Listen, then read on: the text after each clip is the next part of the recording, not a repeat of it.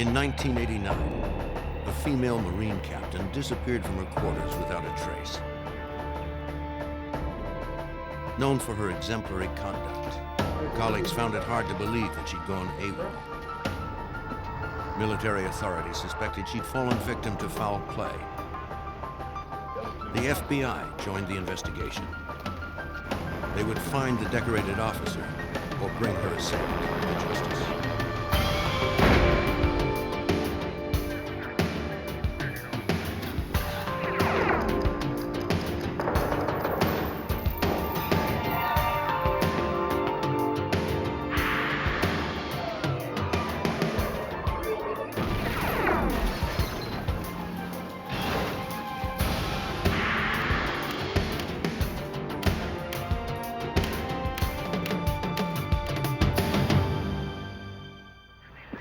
Shirley Russell was a determined woman, determined enough to reach the rank of captain in the United States Marine Corps.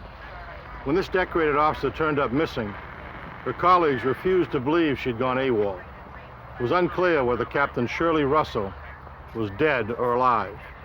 I'm Jim Kallstrom, former head of the FBI's New York office.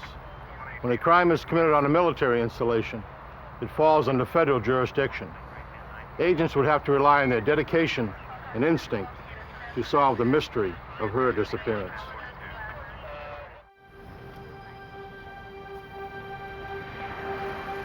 The Marine Corps base at Quantico, Virginia, is located 35 miles south of Washington, D.C. Since 1917, it has been headquarters to one of the nation's most selective branches of the military.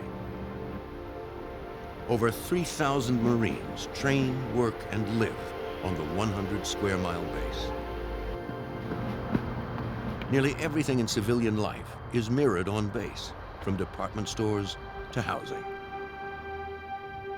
Married officers have the option of living on base in married officers' quarters, which are known as MOQs. For 6 months, MOQ number 394D was the home of Captain Shirley Gibbs Russell and her husband, Robert Russell.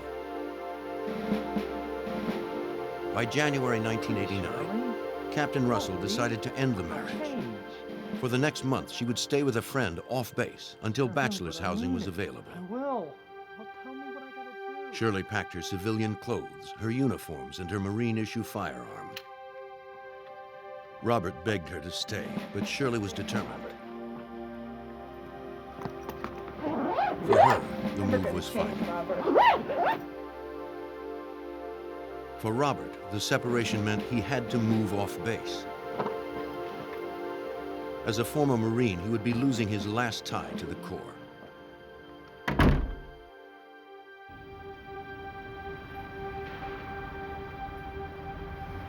Captain Russell continued to advance in her career as the adjutant to the commanding officer of the support battalion at the Marine Basic School. She was in charge of all personnel matters and administrative needs of the support battalion. She was known as a dedicated Marine by her peers and by her commanding officer, Lieutenant Colonel James Hodges. When I first met Shirley Russell, I was very impressed with the fact that she was a black female captain, because we just don't have that many in the Marine Corps, and that she had come from a poor background and was making something of herself, and she seemed so energized and so eager to keep moving up the rank structure. Captain Russell? While assigned together, they built a friendship based on mutual respect. I can't talk to you right now. Now is not a good time. Hodges knew that Shirley's marriage was in trouble. I'll have to talk to you later. My relationship with Shirley Russell was very special, even though that I was her commanding officer and her ultimate boss, if you will.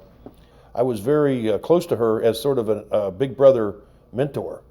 And we talked sometimes, after working hours about her situation, her marriage, her past, and so forth. Thank you, sir. On Thursday, March 2nd, about a month after her split with Robert, Shirley requested leave from work. She needed to clean her former quarters and finalize her legal separation. 4 days later, on Monday, March 6th, Hodges arrived at the office expecting to find Shirley at her desk. He was surprised to find her office empty.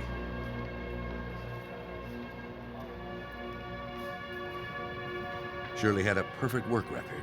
She had never been late to report. And when I walked in the door, I asked Major Buck Bourgeois right away, and I said, "Where's Shirley?" And he said, "Sir, she's not here."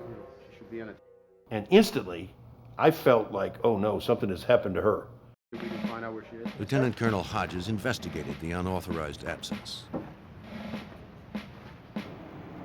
Captain Russell had recently moved into bachelor officers' quarters on base. Hodges hoped he would find her at home. Captain Russell. Captain Russell. Open the door, Corporal, please, sir.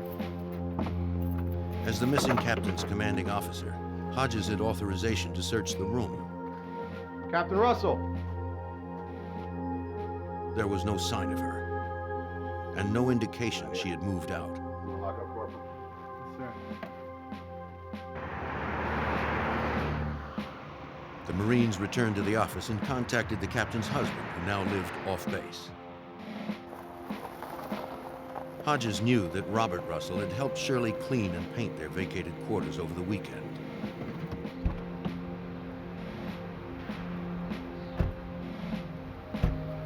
They arranged to meet at the couple's former MOQ.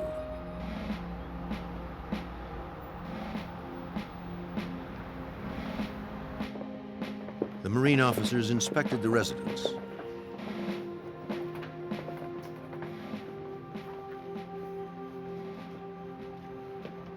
Russell told them that he and Shirley had met here around noon on Saturday to do some touch-up painting. Sorry. According to Russell, Shirley volunteered to buy some paint from the base exchange at about 1:30. He claimed that she didn't take her car, but walked to the PX instead. Russell said he hadn't seen her since. She went to get more paint. Lieutenant Colonel Hodges didn't believe Robert Russell's story. It hit me as just totally a lie because the PX was probably 4 or 5 miles away. And there's no way in the world that she would have walked to the PX from their quarters.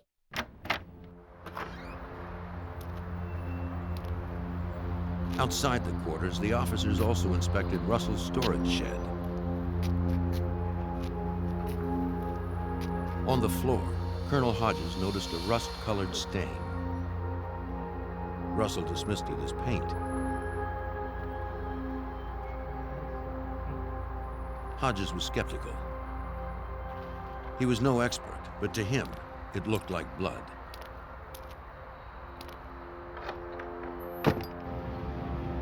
Lieutenant Colonel Hodges briefed the Naval Investigative Service.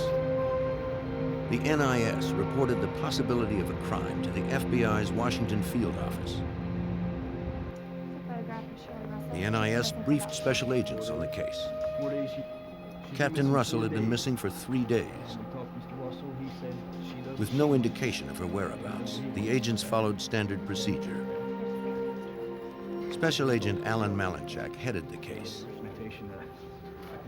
When you have somebody missing, you either have a case of an abduction, you have a case of a missing person, somebody who's walked away for whatever reason, or you have foul play.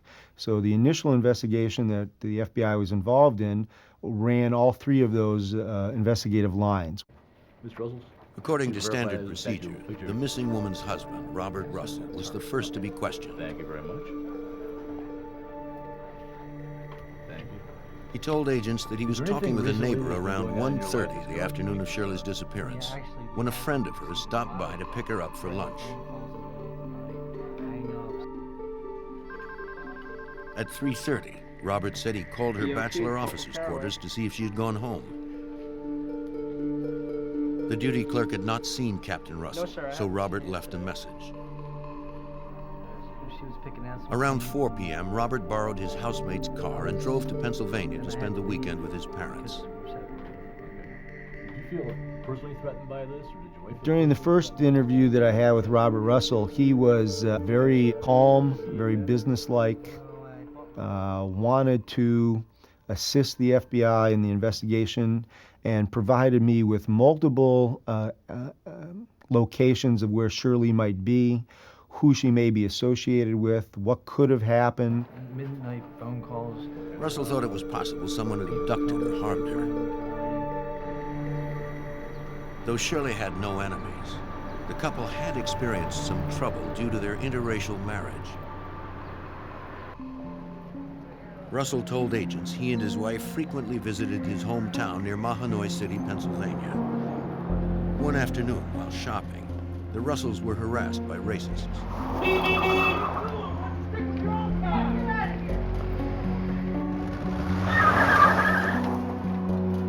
According to her husband, Shirley had been frightened, but another incident scared her even more.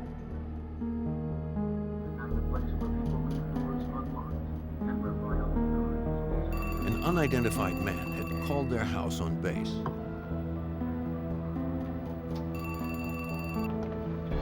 Hello? The caller used racial epithets and threatened to harm the couple. How'd you get my number? Whoever the caller was knew where the Russells lived. After the threatening phone calls, Robert told officials he felt Shirley might need protection for the times he couldn't be with her.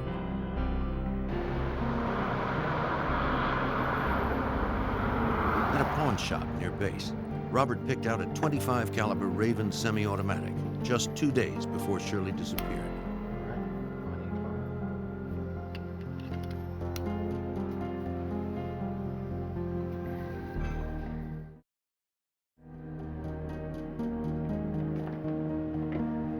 Hey, got your pan? It's about time. Russell told agents he surprised Shirley with the gift on the day they met to clean their former quarters.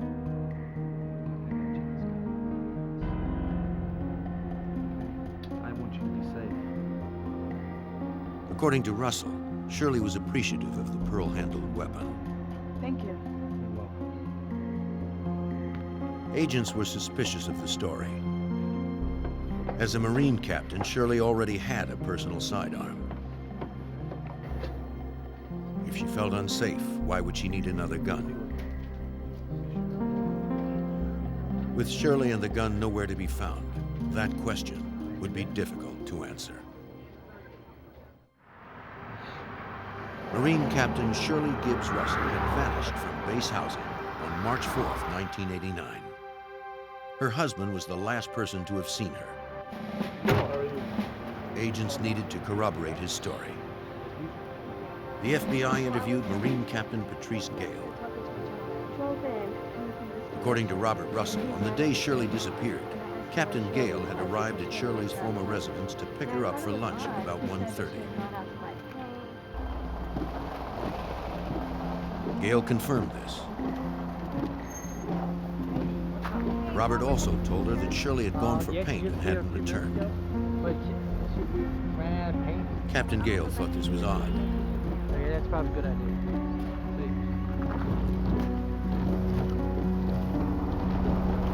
Shirley never missed appointments.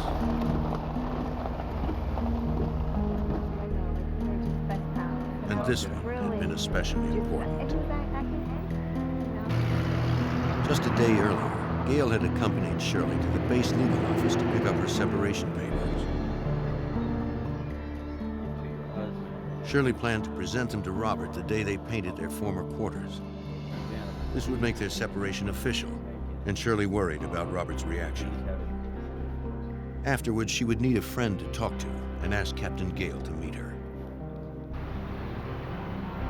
When Shirley failed to show up, Captain Gale worried that Robert had done something to her friend.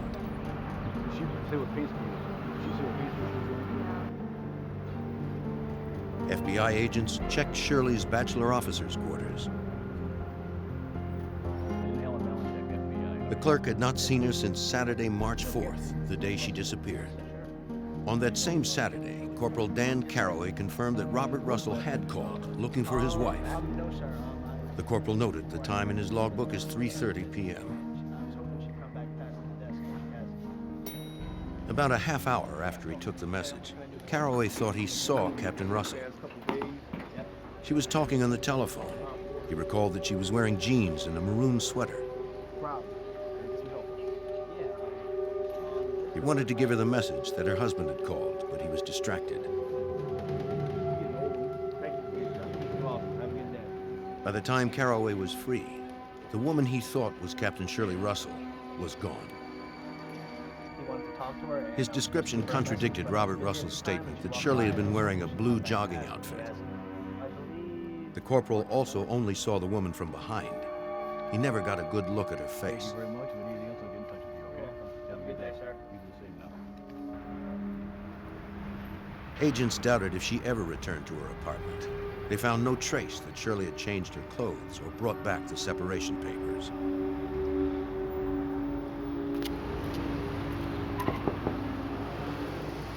Investigators questioned Russell's old neighbors.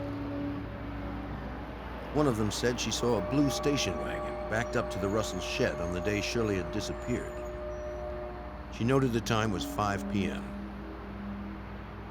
This was an hour later than Russell claimed he left for Pennsylvania. Investigators wondered if Robert Russell was mistaken or lying. Agent Alan Malinchek called the FBI in Pennsylvania to pin down Russell's whereabouts the rest of that day. Special Agent Michael Quirk of the Allentown office became co-case agent. He contacted Robert's parents. Robert Russell had traveled to St. Clair, Pennsylvania on March 4th, 1989, and he stayed with his family the weekend of March 4th, March 5th. FBI interviews with Russell's family confirmed he had arrived alone. None of them had seen Shirley.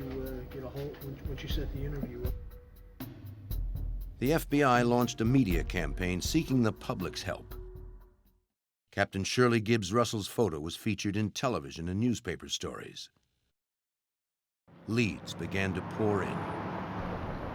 Midway between Quantico and Robert Russell's hometown, a clerk in York, Pennsylvania, called federal authorities. The clerk reported that a young black woman had been in the store on the afternoon of Saturday, March 4th, the day Captain Shirley Gibbs Russell disappeared from Quantico. According to the clerk, the woman bought several items and paid with a check. The clerk asked the woman for identification. She produced a military ID card. She resembled photos the clerk had seen in the newspaper. Do you mind if I look at your bank receipts? The agent asked to see the checks received on that day. Do you mind if I've seen the receipts? Sure. Okay. He found that none of them were written by Shirley Gibbs Russell. Assistant U.S. Attorney Lawrence Leiser worked with the FBI on the case. He noted another detail that suggested the woman in the store was not Captain Russell. The color of the ID and the location of the picture in the ID described as belonging to Shirley Russell was the ID of a dependent military person, not of an active duty military person. There had been no activity since March 4th in Captain Russell's bank or credit card accounts, nor had she called her family or friends. Considering Shirley's stable character, her disappearance didn't make sense to Agent Alan Malinchek. She was the type of person who was going to do very well in the Marine Corps. She would be promoted. She had that capability. She was sharp. She was squared away. She easy to make friends. Everybody that worked with her liked her. She had a lot of stability in her life with regard to church and family. For her to just disappear of her own accord just didn't make any logical sense. With no word from her or a kidnapper, agents believed it was likely that Captain Shirley Gibbs Russell was dead. They were now searching for her body. Dozens of Marines fanned out across the huge base. They searched hundreds of acres of dense woods the Marines used for training. They found no trace of the missing captain. Perhaps Robert Russell knew more about his wife's disappearance than he was telling the FBI.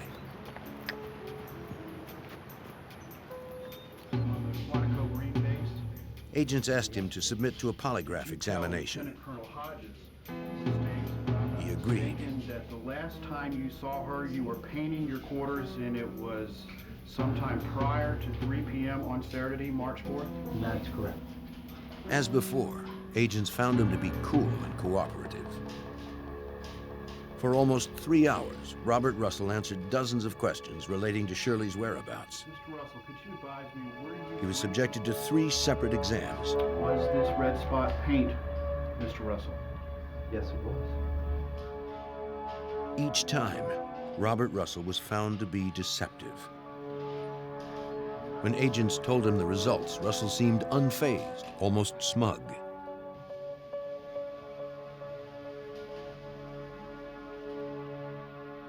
Just to exclude you from any evidence we found. He even consented to be fingerprinted. Perhaps he was aware that polygraphs were inadmissible in a federal court of law. Without a body, agents would need something stronger than a hunch to prove that Russell had killed his wife and disposed of her.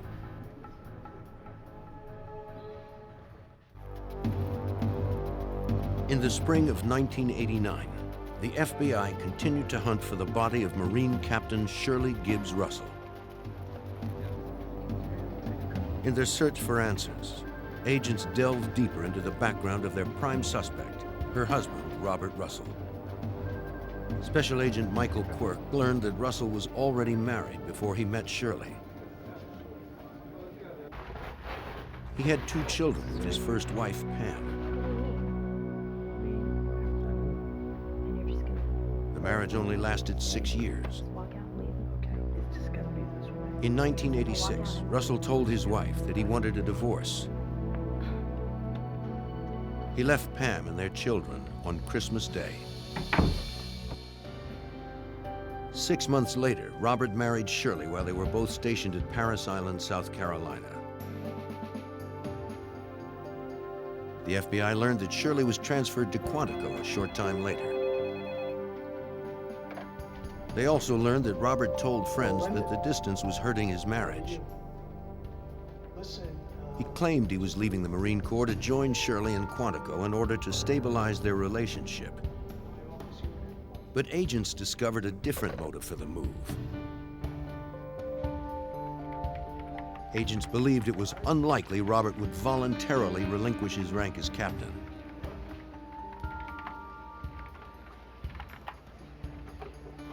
Being in the Marine Corps was Robert's whole life and whole world.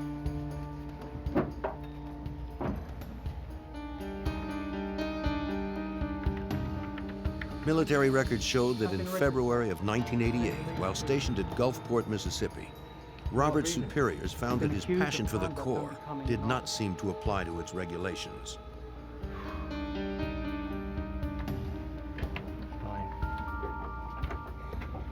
They issued Robert a less than honorable discharge for dereliction of duty and defrauding the government. He was escorted out of his office and was prohibited from taking anything with him except his own clothing.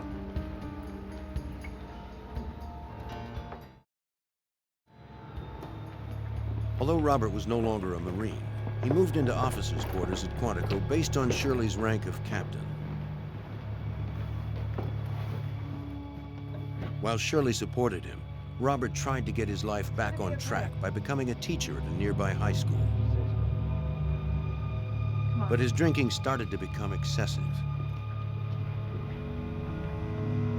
He was getting drunk more often and staying out later. Robert?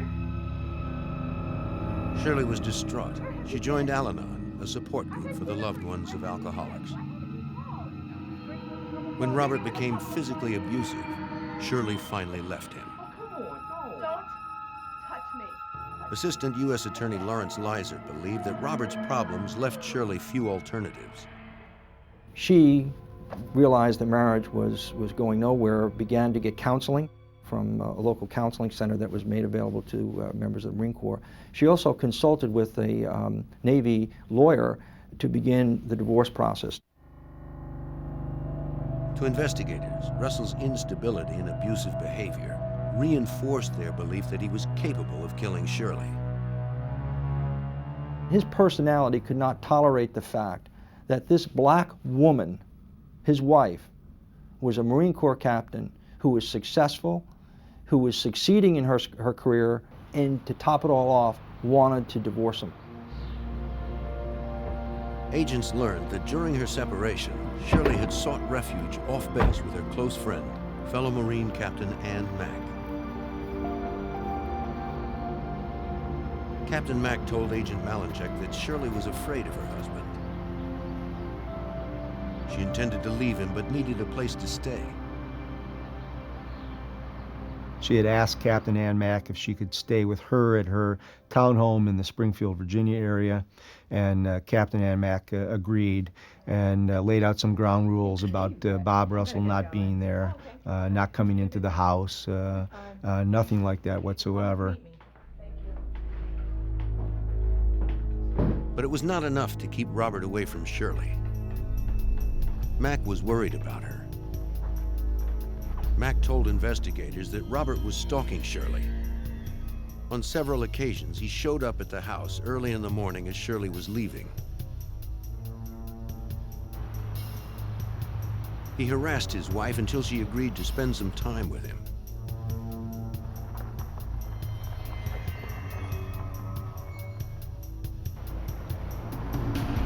Mack said that Robert Russell was living off base. He had moved in with one of his new colleagues.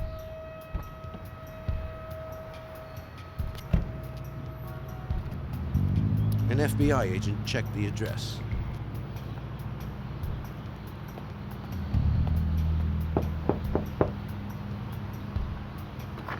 It was the home of Sandy Flint. Sandy Flint offered little. She said she knew nothing about Robert's missing wife.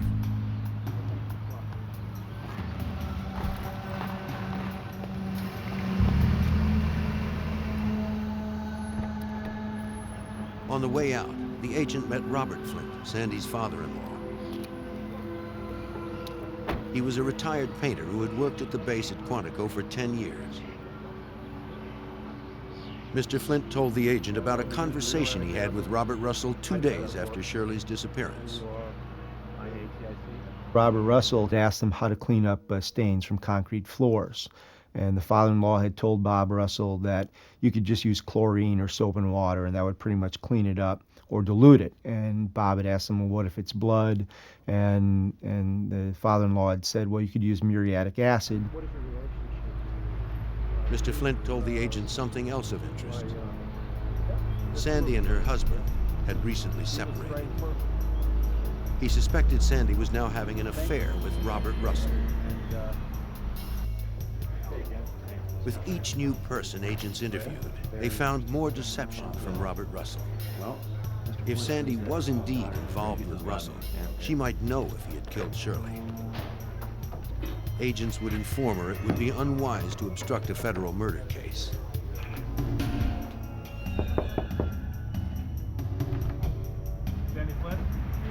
Sandy agreed to speak with the FBI. This time, agents found her to be far more cooperative.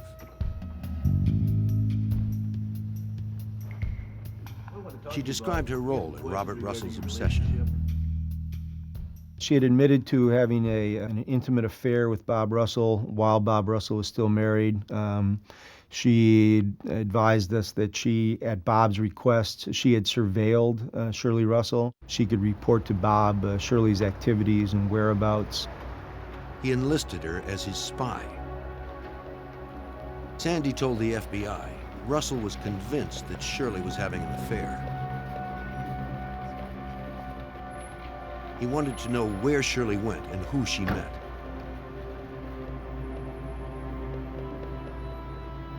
Sandy followed her everywhere, but found nothing to support his delusional fixation. And he was so compulsive, he wanted to catch his wife cheating. Of course, the irony of all of this is she wasn't cheating at all. It was he who was cheating on her. Robert was too far gone for logic. He refused to believe the assurances of his mistress. In his own mind, if he was cheating, so was Shirley. And he would go to any length to prove it.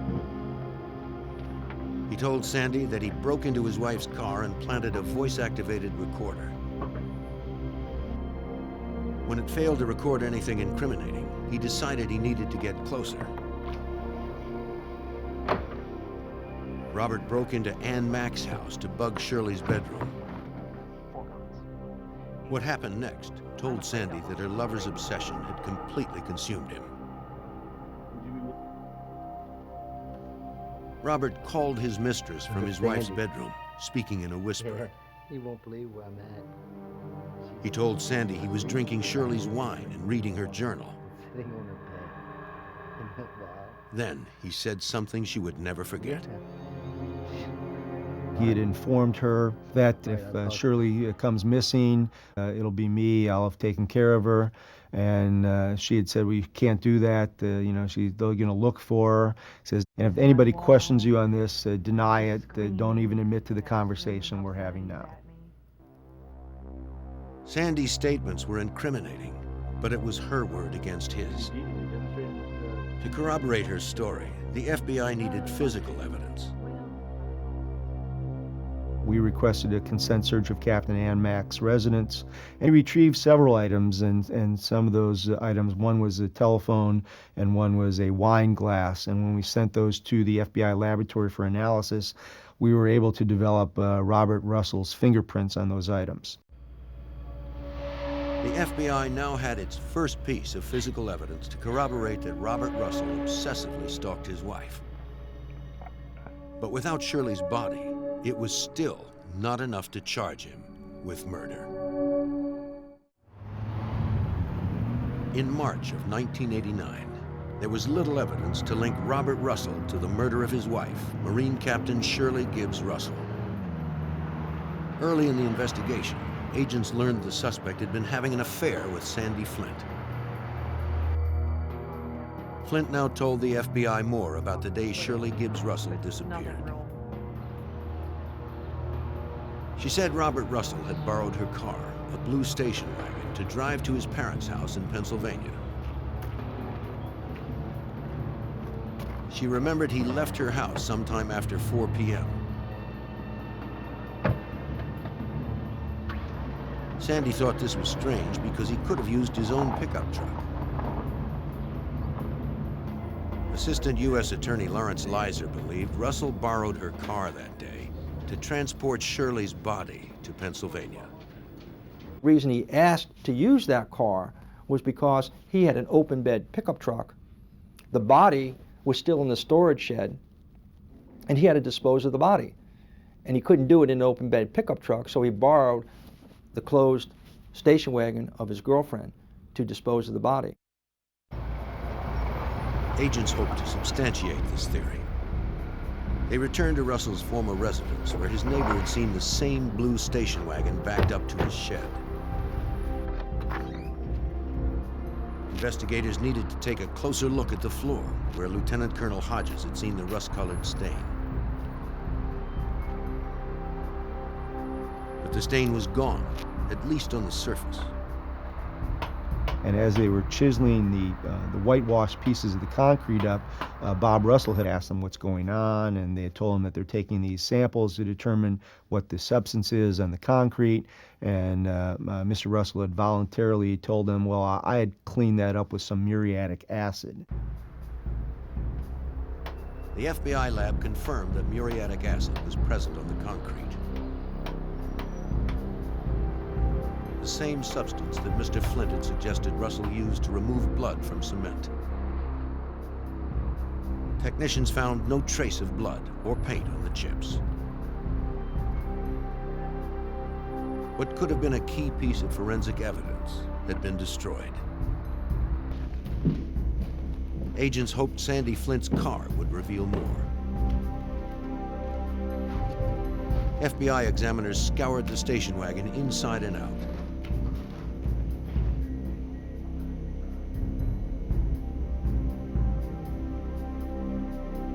It was unusually clean for an older car that had so recently made a round trip from Virginia to Pennsylvania. It turned out to be another dead end.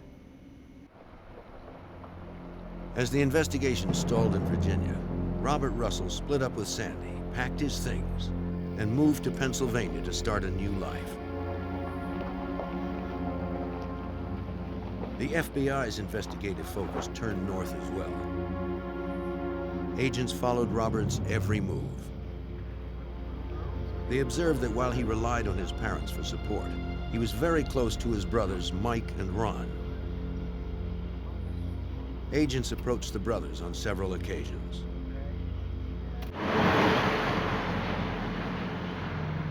Mike Russell agreed to meet with agents. He told them that the day after Robert arrived in Pennsylvania following Shirley's disappearance, Robert took Sandy Flint's station wagon to a nearby car wash.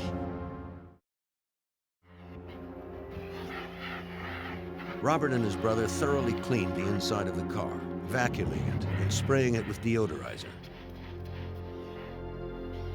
Agents believed Robert's actions demonstrated his intent to remove any evidence that Shirley's body had been in the car. Mike Russell told agents he never saw a body. He did concede that his brother's behavior had seemed desperate since Shirley left him. 2 months before she disappeared, Mike and his older brother Ron drove to Virginia to take away Robert's guns. Agent Quirk recalled that his brothers felt this was necessary to prevent Robert from hurting someone.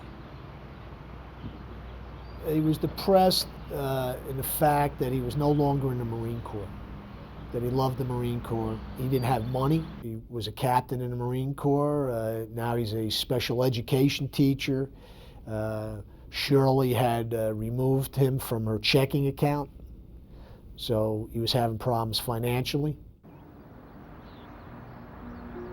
Circumstantial evidence was mounting, but the FBI lacked one crucial piece of evidence for their case: Shirley Gibbs Russell's body.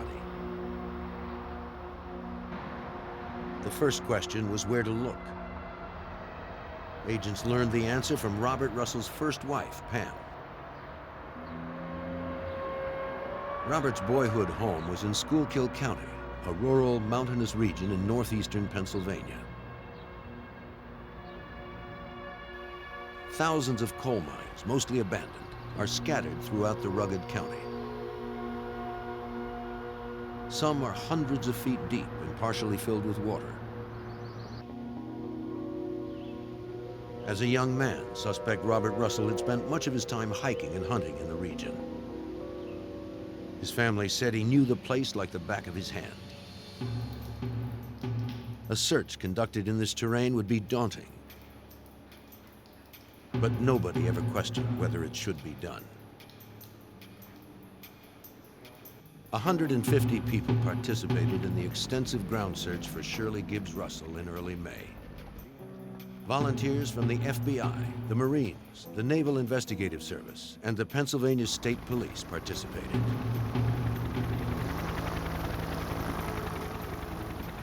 None of them were more eager to find the missing Marine than her own peers from the United States Marine Corps. 9 helicopters and 6 transport trucks filled with Marines were deployed. Over 3 days, they searched 2,000 acres of land. They never found Captain Russell's body. Agents would soon develop a theory as to why the search was not more fruitful. Agent Quirk learned about a strange phone call Ron Russell received from his brother Robert. Robert had asked Ron if he could get him some dynamite. And Robert had stated that he couldn't get dynamite at Quantico because it was too expensive. And Ron had asked Robert, why do you want dynamite? And Robert's response was, I want to blow up Shirley. Ron never bought it, But agents now wondered whether Robert Russell had thrown Shirley's body into a mine shaft, then sealed her grave with an explosion. The search did yield one surprising result. An agent found what appeared to be the grip of a gun handle. It was sent to the Firearms and Tool Marks Unit at the FBI's lab in Washington, D.C. for analysis. By comparing the samples to hundreds of other guns, examiners determined that it was consistent with the grip of a .25 caliber Raven semi-automatic. It was the same type of gun Robert Russell had purchased from a pawn shop on March 2nd, 2 days before his wife disappeared. Unfortunately, the tantalizing discovery would not help with the prosecution. Agents never found Robert's fingerprints on the gun part. To prosecutors, it looked as if the ex-Marine had covered his tracks well. Without a murder weapon or a body, it would be next to impossible to convict Robert Russell of murder. Very clear. After an investigation spanning 2 months, 2 states, and thousands of man-hours, the FBI was no closer to arresting their prime suspect, Robert Russell, for the murder of his wife, Marine Captain Shirley Gibbs Russell. Though agents had gathered a significant amount of circumstantial evidence, Assistant U.S. Attorney Lawrence Leiser didn't have enough physical evidence to prosecute Russell for the crime. We didn't have a body, we didn't have eyewitnesses, we didn't have weapon, and it just took a tremendous amount of investigative skill and effort to put the pieces together, to go out and search out the leads, tremendous amount of hours and energy that these FBI agents took to gather the evidence. Authorities didn't even have enough evidence to make an arrest. Agents were frustrated, as were the hundreds of Marines whose lives had been touched by Captain Shirley Russell. It was like the loss of a child or a dear friend, and there was nothing you could do about it. And what frustrated me so much was she was so close to being extricated from her bad marriage. And for her to be killed, it still bothers me to this day. I mean, it's just one of those things that you just never really totally get over. It looked as if Robert Russell was going to get away with murder. But Russell's past indiscretions would come back to haunt him. We had been contacted by the Naval Investigative Service at Gulfport, Mississippi, that there was some evidence in a locker there that they had maintained from when Bob was discharged from the Marine Corps. And so they sent it to us, and it turned out to be a floppy disk. It had been confiscated when Russell was relieved of duty in Mississippi, a year before Shirley Russell disappeared.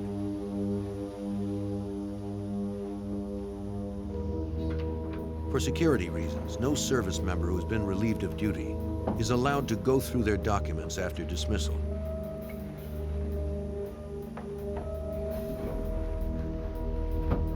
One of Russell's former superiors found the disk and read its menu of contents.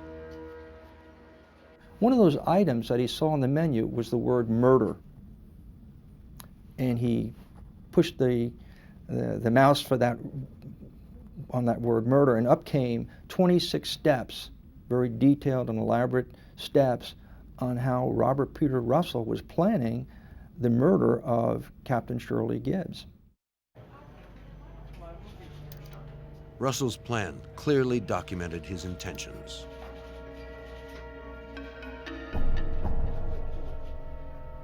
The 26 steps was a very revealing piece of evidence because it showed the man's state of mind, his willingness to even contemplate murdering another human being, let alone his wife. Step 1 is leave Thursday, January 18th for Paris Island. Well, who was at Paris Island? Shirley Russell. Make it look as if she left. Well, that's exactly what he tried to do when he did murder his wife. And then the last thing he says is blame it on her own kind, obviously referring to her race. This is a man who clearly had the mental wherewithal and intent and motivation to do this kind of act. On February 8, 1991, the computer file convinced federal prosecutors to bring charges against Robert Peter Russell for the murder of his wife, Captain Shirley Gibbs Russell. Ironically, Russell was arrested in a prison. Need you to step with us? He had recently taken a job as a substance abuse counselor at Pennsylvania's Graterford State Correctional Institution. York, got exactly. But prosecution would not be easy. Right here. Let's go make some notes. Assistant U.S. Attorney Lawrence Leiser would have to assemble all the pieces of circumstantial evidence like a mosaic. Hopefully, the jury would see the portrait of a killer emerge. Let's see what we got here. Assistant U.S. Attorney and co-prosecutor Michael Rich would help to prepare the case against Russell. It was clear that we were going to have to make it on, circumstantial evidence. A lot of that circumstantial evidence was as a result of what Bobby Russell had been saying and doing since his wife's disappearance in 1989.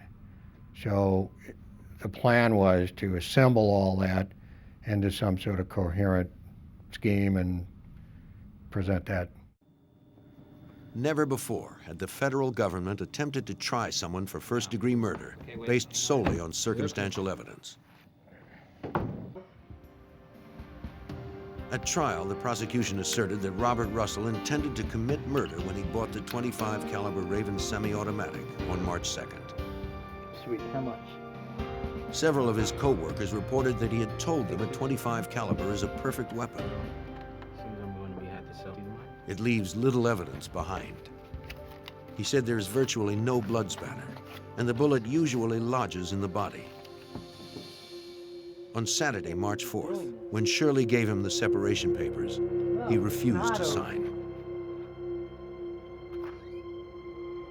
Just after noon that day, the prosecution believed Robert Russell snuck up on Shirley in the shed.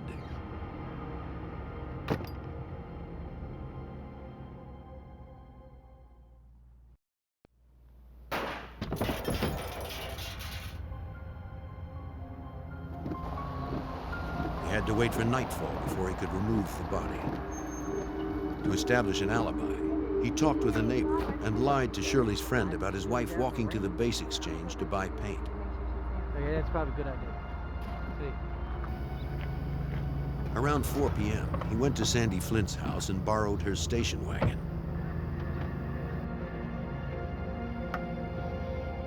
After night fell, he wrapped Shirley's body in a tarp and placed it in the back of the car. Their neighbors saw it backed up to the shed.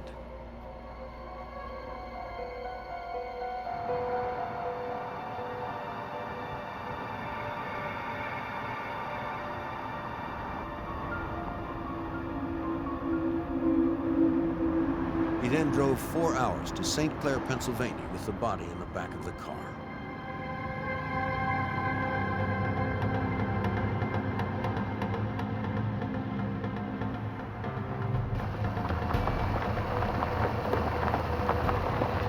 Once there, he knew exactly where to go. There were hundreds of abandoned mines to choose from. Then, Robert Russell, who had once sworn to uphold honor as a member of the Marine Corps, dumped his wife's body into a mine shaft.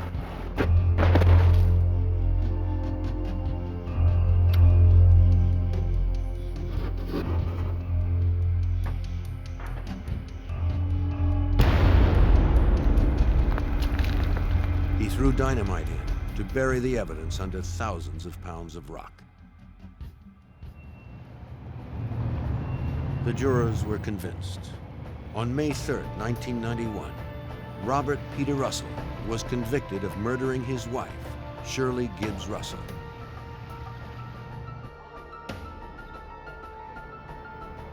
Robert Russell was sentenced to life. There is no parole in the federal system. He will never leave prison alive.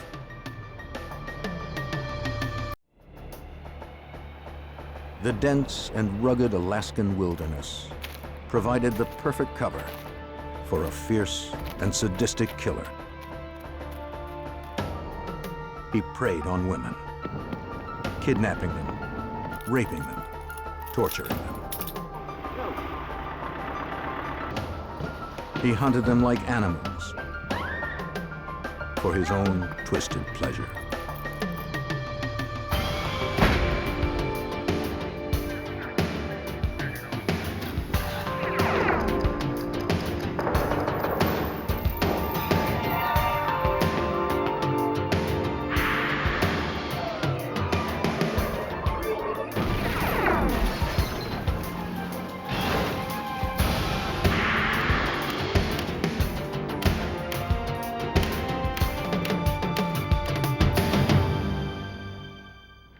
In the 1970s and 80s, people went to Alaska looking for a fresh start, to reinvent themselves, or to disappear for a while. Some of those disappearances weren't by choice.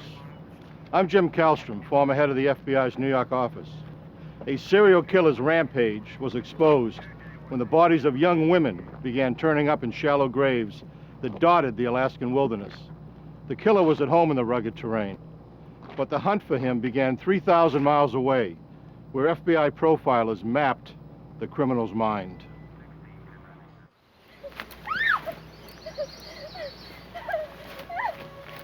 She was a hopeful young model looking for her break.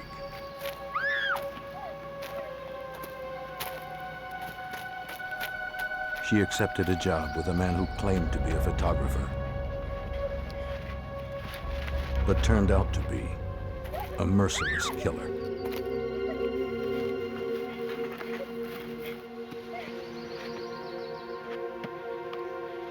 She wasn't his first victim, or his last.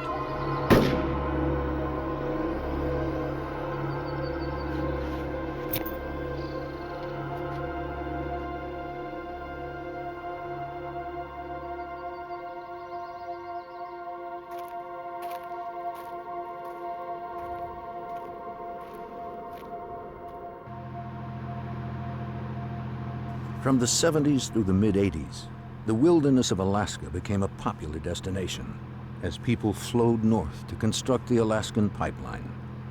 The population boomed.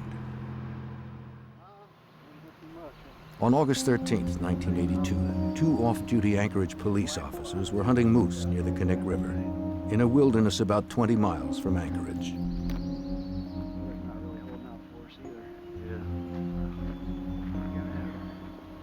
As they made their way through the dense forest, they happened upon partially buried human remains. They left it undisturbed.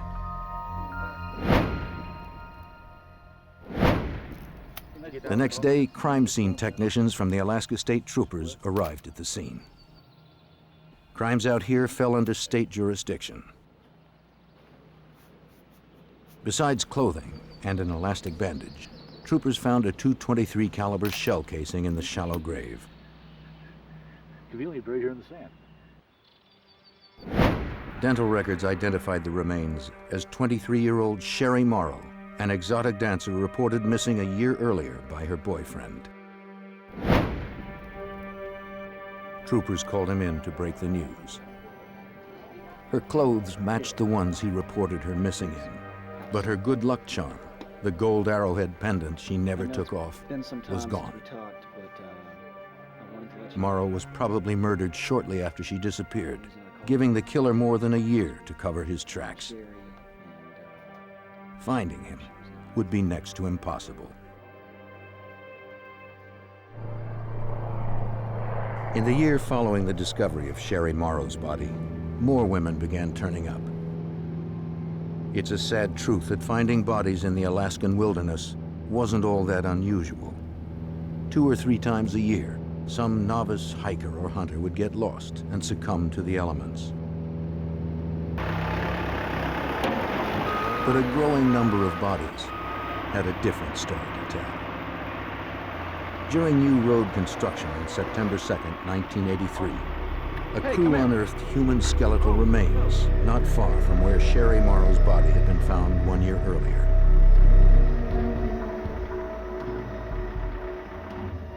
The bones had obviously been here for some time. Yet until recently, this area of the Connect River was so remote that it could only be accessed by boat or light plane. The remains were identified as 17-year-old Paula Goulding, an out-of-work secretary who had moved to Alaska from Hawaii. She had been missing for 5 months. Like Sherry Morrow, she had taken a job as an exotic dancer to make ends meet. And like Sherry Morrow, a .223 caliber cartridge was found at the site. For Alaska State Trooper Wayne Van Clausen, the connection was frightening. And that's about when everything started to become kind of scary for everybody, because the profile was the same. They were topless dancers from the clubs downtown, but that was certainly when there was the belief that there was a serial murderer out there. 2 bodies had been found, but now troopers believed there were more. They began to revisit missing persons reports. Many of those reported missing were exotic dancers, but in Alaska, their disappearance was not unusual. Missing persons was a relatively low priority. Statutorily, if you're an adult, you have a right to be missing. And there were a lot of instances where these girls would just jump on a plane and go away. Between 1980 and 1983, 12 women had been reported missing. That was only a fraction of the unreported total. Troopers now wondered how many of the missing women were victims of the killer. That would be difficult to determine. The Alaska State Troopers sent the evidence from the Sherry Morrow and Paula Goulding crime scenes to the FBI's laboratory in Washington, D.C. for analysis. The FBI ran ballistics tests on both shell casings to see if they were shot from the same gun. State troopers hoped the results could provide them with strong evidence that the same person committed both murders. The lab results were conclusive. Both women were killed by the same high-powered rifle. There was little doubt Alaska troopers were dealing with a serial killer. While they began their hunt for him in the wilderness, the Anchorage police were dealing with their own problems.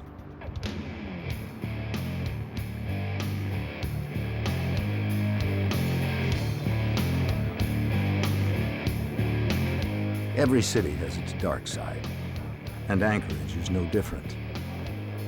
Except that in Alaska, the nights are longer and darker. In the 70s and 80s, Anchorage was a frontier town. Men came here to work hard, and women followed to ease their loneliness. Some women were lured to the strip clubs, hoping to earn a quick buck. Others, looking for more respectable opportunities, worked in the clubs until something better came up. For many, it never did.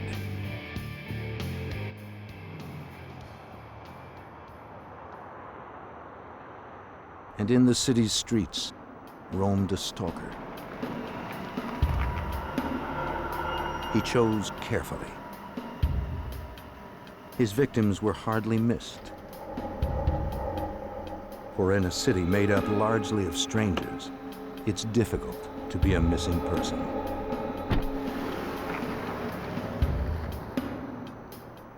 Some of the women who disappeared from Anchorage turned up safely. Some didn't turn up at all. But disappearances weren't the only crimes being reported. On the early morning of June 13th, 1983, Cindy Paulson, age 17, ran down an Anchorage highway. She was partially dressed and in handcuffs. She managed to flag down a passing truck. She was running for her life.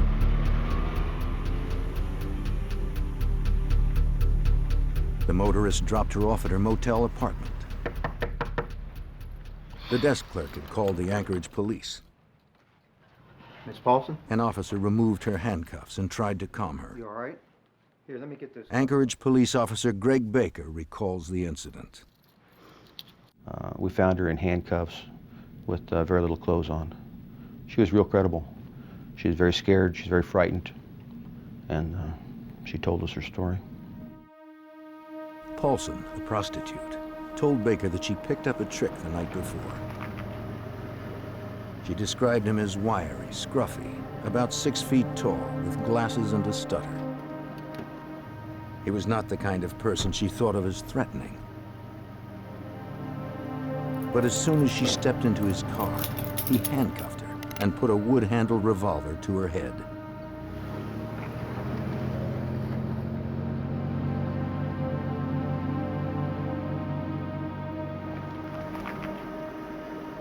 They drove to a respectable residential neighborhood. He pulled her into his house.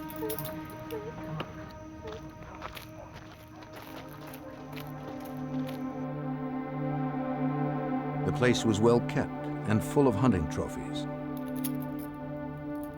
He had a chain hanging from the ceiling of his den. He chained her up and stripped her.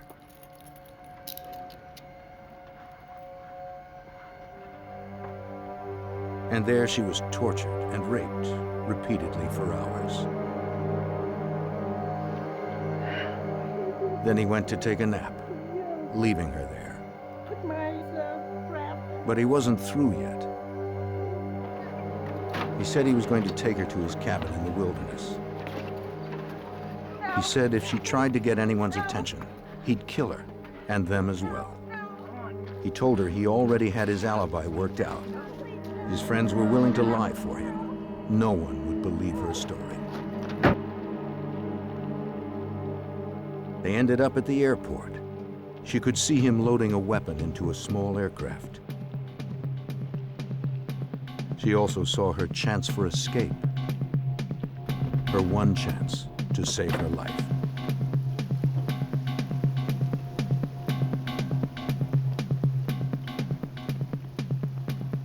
The story sounded outrageous, but her genuine terror compelled Officer Baker to check it out. I had a very street-smart female, scared to death, with a story about being taken at gunpoint and held prisoner at a specific location that she described where it was, so she knew where it was. She described the interior of the location. She described the den, up to and including various animals were mounted on the wall. En route to the hospital for an examination, Paulson insisted on stopping at the airport to show police the airplane she had seen earlier. She positively identified it. While we were in there, we had a security guard stop us and describe the car the same way that Cindy described the car, and in fact gave us a license number. That license number confirmed the address, or the area at least, that Cindy had given us regarding where the house was. Police went to the address to speak to the owner of the car.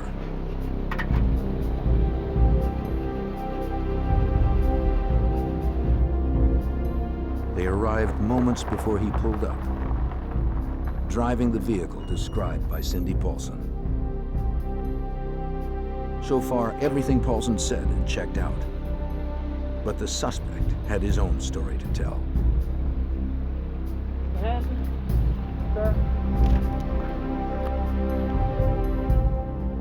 According to the motor vehicle records, the car that Cindy Paulson was abducted in belonged to Robert Hansen, a baker in Anchorage.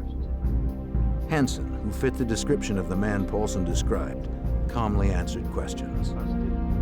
He said he was at a friend's house from 5 p.m. to 11:30 p.m., repairing a seat for his airplane. Afterward, he went to the home of another friend and stayed until around 5:30 that morning. Then he went to the airport and installed the seat. Hansen gave police his consent to search his house. Again, his home was exactly as Paulson had described. That only proved she'd been in the house, not that Hansen had raped and tortured her there. They could find no evidence of that. They did notice a loose-fitting wall panel. Behind it, they found a collection of weapons, but that wasn't surprising. Hansen was an avid hunter. They did find a revolver, but it didn't match the one that Paulson described. The gun, the chain, and the blanket she was wrapped in were nowhere to be found.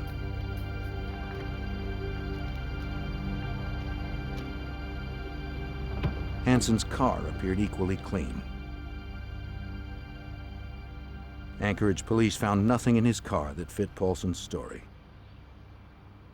Those alibis were corroborated and verified. And Mr. Hansen was released after a consent search of his house. Paulson, still shaken from her ordeal, was able to pick Hansen's picture out of a photo lineup. But when given the chance to take a lie detector test, she refused.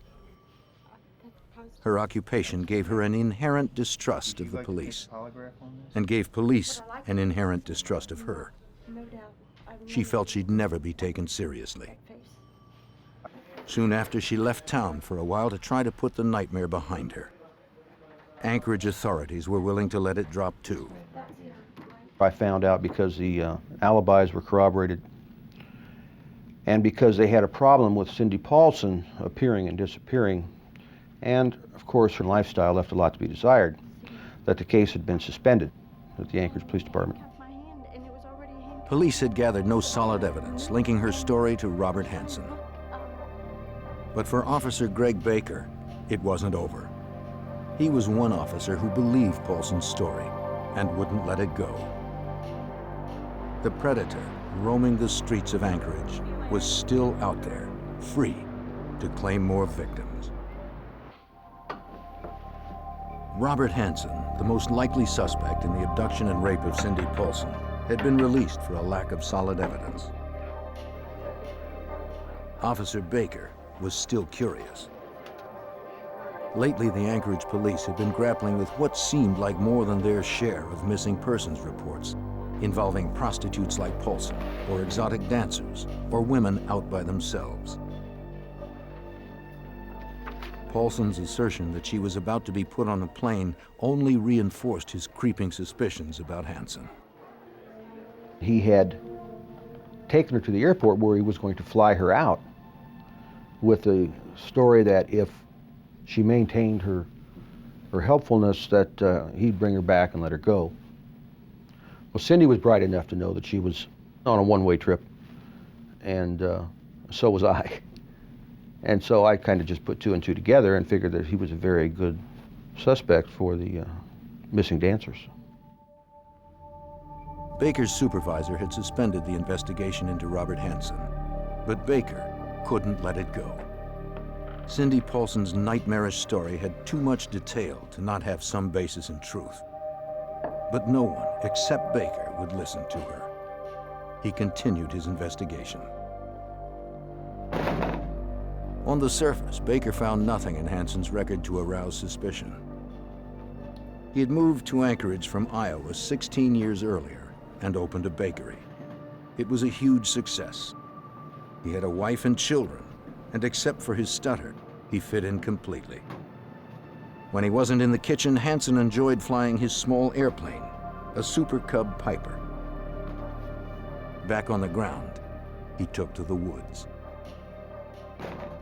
He was a solid citizen. He just didn't fit the model of a serial killer. There were plenty of others drifting through Alaska more suited to that role. They didn't have businesses. They didn't have families. Hansen did. He had everything to lose. Frank Rothschild was a prosecutor involved in the Paulson case. Bob the baker. The troopers and the police used to go to his donut shop all the time. It was a very popular place to go. He had a bakery. People knew him. He was friendly. He was just a hard-working guy. Unaware of Officer Greg Baker's local investigation in Anchorage, state troopers were still trying to find their serial killer. Bodies continued to be unearthed in the Alaskan wilderness. Troopers set up a task force to study the similarities between the missing women and the murder victims. They hoped to find a common thread that would lead to a suspect. Until authorities knew more, they did their best to educate dancers and prostitutes about playing safe. For the first time, police and prostitutes were on the same side. According to Rothschild, the goal was preservation. Law enforcement were then, and had been for a time, advising young women who were working in some of these clubs and who were working the streets to be careful, and to advise them there was a maniac out there who seemed to be abducting and killing people. A little digging revealed that Hanson's criminal history was extensive.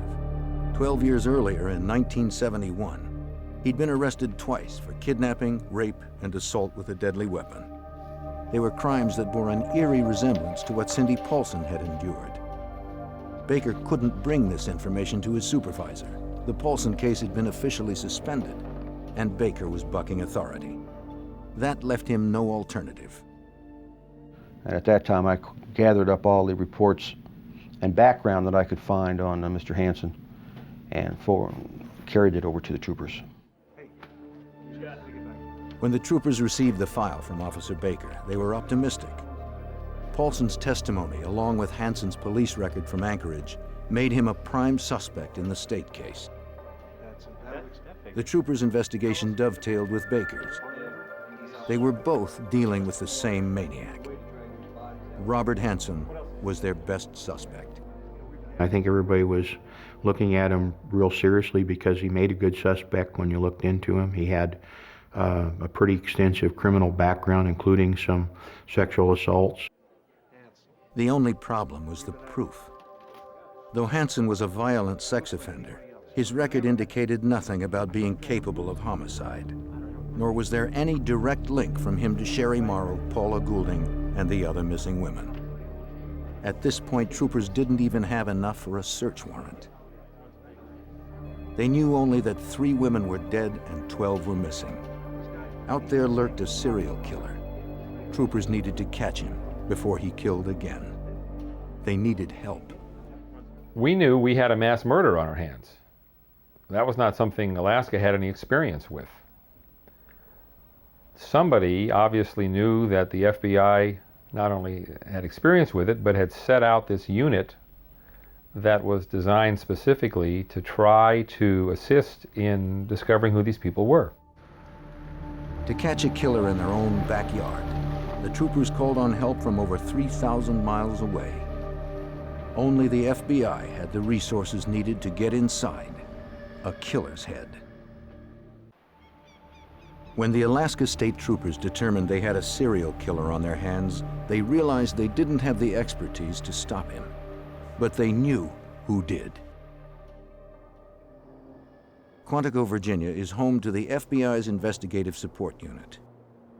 Here, agents attempt to predict behavioral patterns by analyzing a criminal's actions. Retired FBI agent John Douglas helped pioneer behavioral profiling and still works as a consultant. His profiles are based on 25 years interviewing convicted killers. They taught Douglas how to think like they do. He's learned that serial killers are acting out their fantasies of control and conquest. As Douglas slowly wins their trust, he takes them back to the scene of their crime. You finally get them talking, they start giving you that 1,000-yard stare. They're back 10 years ago, 20 years ago when they were perpetrating the crime, and they kind of lock into that 1,000-yard stare, and their memory is just so precise. And the fantasy is what keeps them going over and over and enables them to survive when they're incarcerated. So I got to tap into that. It takes time, but once I'm in there, I get tremendous information. From these interviews, he distilled a checklist of traits and habits that serial killers share. They start young, with lesser crimes such as arson or cruelty to animals. Over the years, their violence builds. To every new case, profilers bring the knowledge of how killers evolve. To understand the criminal, you must look at the crime. You just want to see if you can come up with an analysis based upon preliminary police reports, crime scene photographs, a profile of the victim, autopsy protocol, reviewing that, review the autopsy photographs, do an analysis of the overall crime, the risk level that the subject took, the victim risk level, analysis of the area, maybe the crime scene, maybe you have multiple crime scenes, and then based upon that, you attempt now to come up with a specific type of profile. By examining every aspect of an unsolved crime, a profiler can determine specific characteristics of that killer, such as age, occupation, and physical characteristics. The troopers contacted the FBI to see if the Bureau could work up an analysis of the Anchorage killer. They hoped the profile would sharpen the investigation and bring overlooked clues to light.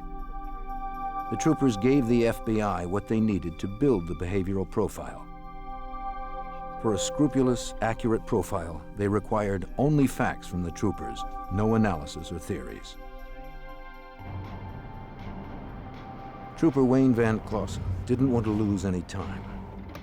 The information he received from Officer Baker aroused his suspicions about Robert Hansen, but he needed more information. Criminal records were just beginning to be computerized, and he didn't have access to them all in Anchorage. While the profile was being developed, he went to Juneau to collect Hansen's records from the Superior and Supreme Court archives. In his fact-finding mission, Van Clausen researched every town that Hansen had ever lived in. He found reports on Robert Hansen dating back to 1961. He gathered all that he could carry, sent the rest by truck, then headed home. While he was in Juneau, the FBI had come through with a criminal profile of the serial killer. The fact that the killer was so prolific meant to Douglas that he could function unnoticed within the community. Someone who worked independently, most likely a business owner. The killer would be an avid outdoorsman, since the bodies were recovered in remote areas of wilderness. Since he preyed on prostitutes, Douglas concluded the killer had difficulty talking to women, had low self-esteem, and grew up feeling like an outcast. Based on killers with similar profiles, Douglas provided a specific characteristic to explain the cause of those feelings of inadequacy, a feature that bore an eerie resemblance to Robert Hansen. The one that totally blew us all away, I think, is that when they said he's either going to be a stutterer or someone who has a lisp, a speech defect. How do you figure that? But that was one of the things that they suggested might show up. The FBI profile pointed to Robert Hansen, but the depths of Douglas's insight were about to be known. Upon Van Clausen's return, troopers studied the files. The records showed that Hansen had spent 3 years in a reformatory for setting fire to his old high school's bus garage. Based on their work with previous killers, the FBI profilers said the killer would have a history of arson. You have a boyfriend? Yes, actually I do. Yeah, because The profile painted the killer as a social misfit. Hansen's court-ordered psychiatric reports from his days at the reformatory bore this out. I'm really busy right now, you know. I don't mean anything like, His stutter was a social barrier that undermined his self-confidence. Whenever he tried to assert himself, he'd be slapped I have a lot down. of work to do, or I'm gonna call security on you. He never forgot the sting. The profile said the killer would learn to function as a normal member of society while his perversions festered within. His record showed that in his 30s, Hansen began working at a bakery. He would brag to co-workers about his kleptomania and the sense of power it gave him.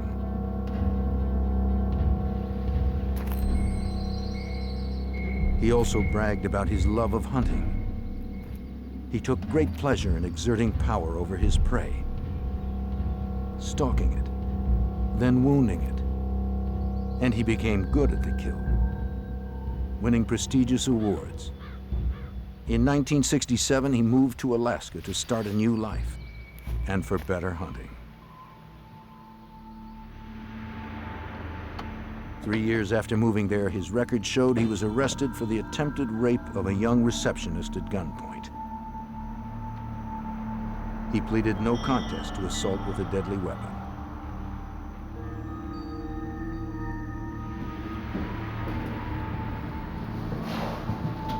A little more than a month later, he was indicted for the attempted assault of an 18-year-old woman he'd followed home.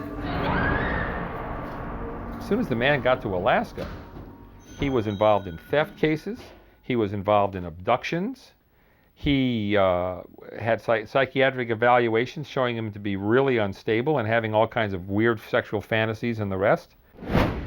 True to the profile, Hansen seemed a respectable citizen, so the courts were lenient. In one case, he claimed to have memory lapses and was given psychiatric treatment and 5 years in a work release program. He abducted one of his early victims outside a coffee shop, took her to a cabin in the wilderness, and raped her at gunpoint. She was 17 at the time.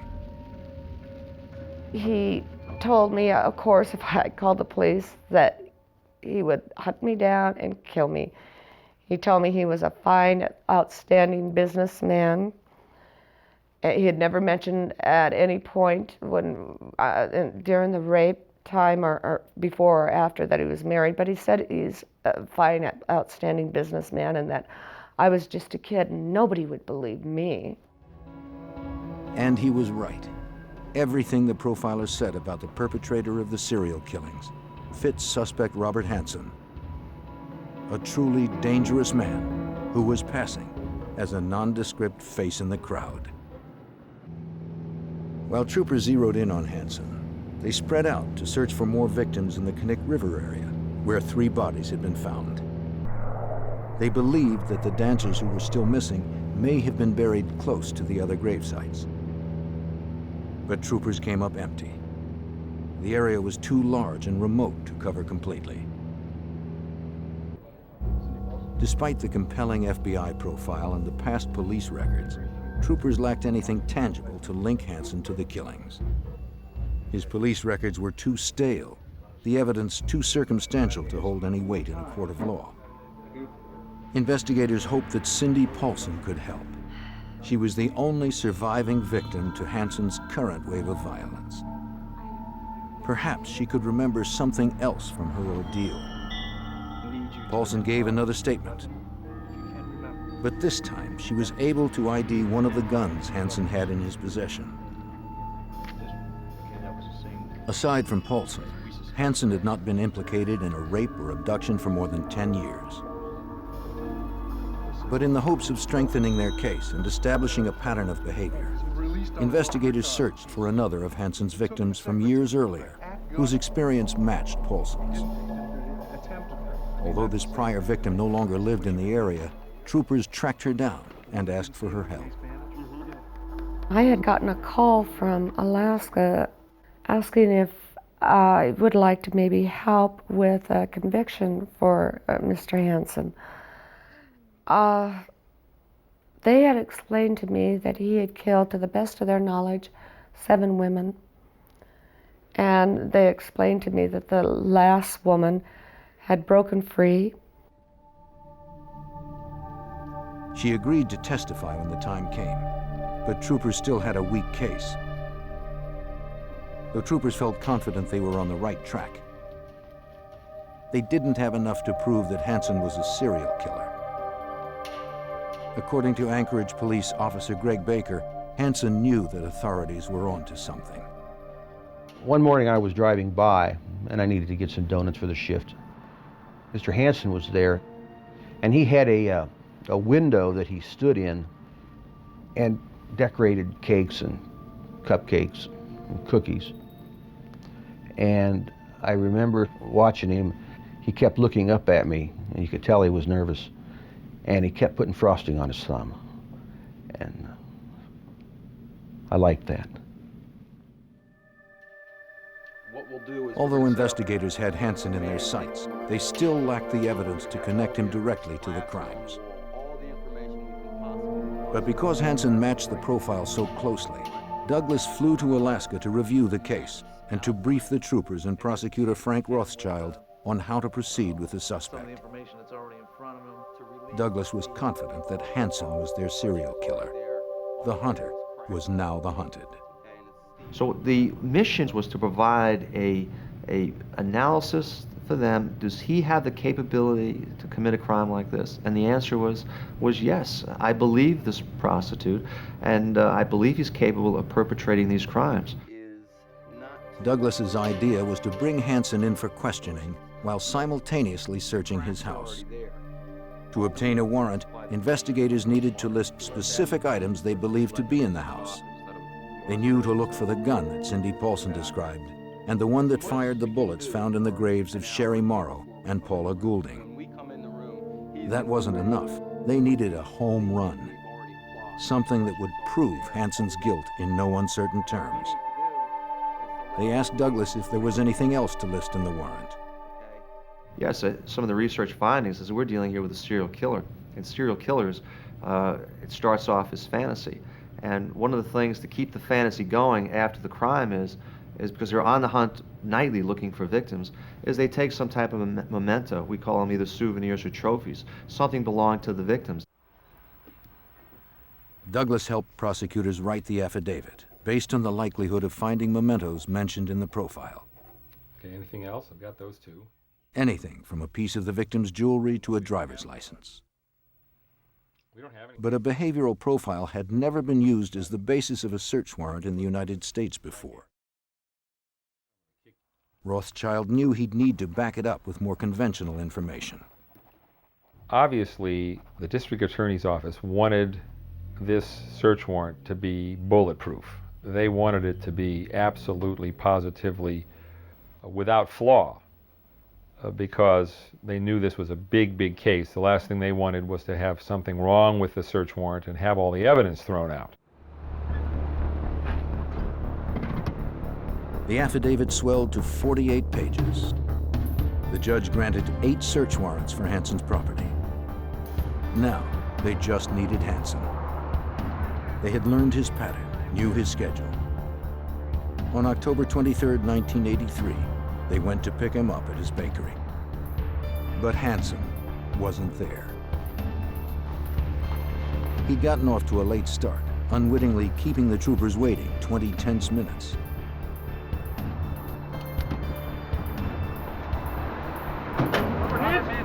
Robert Hansen, Alaskan State Sergeant, will you step away from your car? When asked to come in for questioning, he didn't resist. The interrogation room was ready for him. The goal was to keep him off balance, hoping to elicit a confession and avoid a lengthy legal case. Douglas helped the troopers design the interrogation room for the biggest psychological impact. Crime scene photos and related materials were strewn everywhere for Hansen to contemplate before his interview. At the appointed moment, the troopers arrived, and the mind game began. Mr. Hansen? The FBI coached Rothschild on how to play it. Ask him questions in a way that would prompt more discussion. So that's game plan number one. Then obviously, we've got all of these cases that have been investigated. And to get him to talk specifically about those, he's trying to search us out. What do we know? So I could see his game plan was to kind of find out what we knew and play off of that. And my game plan, of course, is to find out what he knew. While Rothschild tried to get Hansen to open up and confess, troopers served the search warrants. Hansen's wife was home. The troopers were extra cautious, videotaping the entire procedure. What they were looking for could be anywhere, even in plain sight.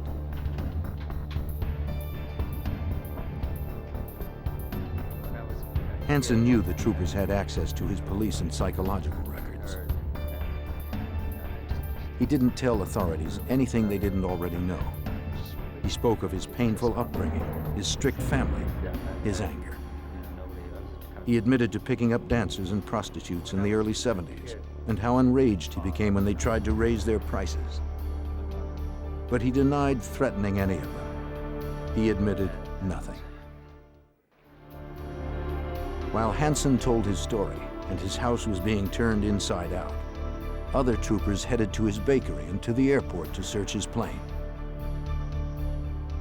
Both were clean.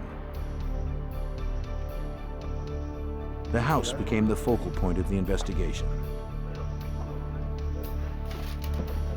A careful search of the upstairs bedroom finally yielded a curious and eerie discovery.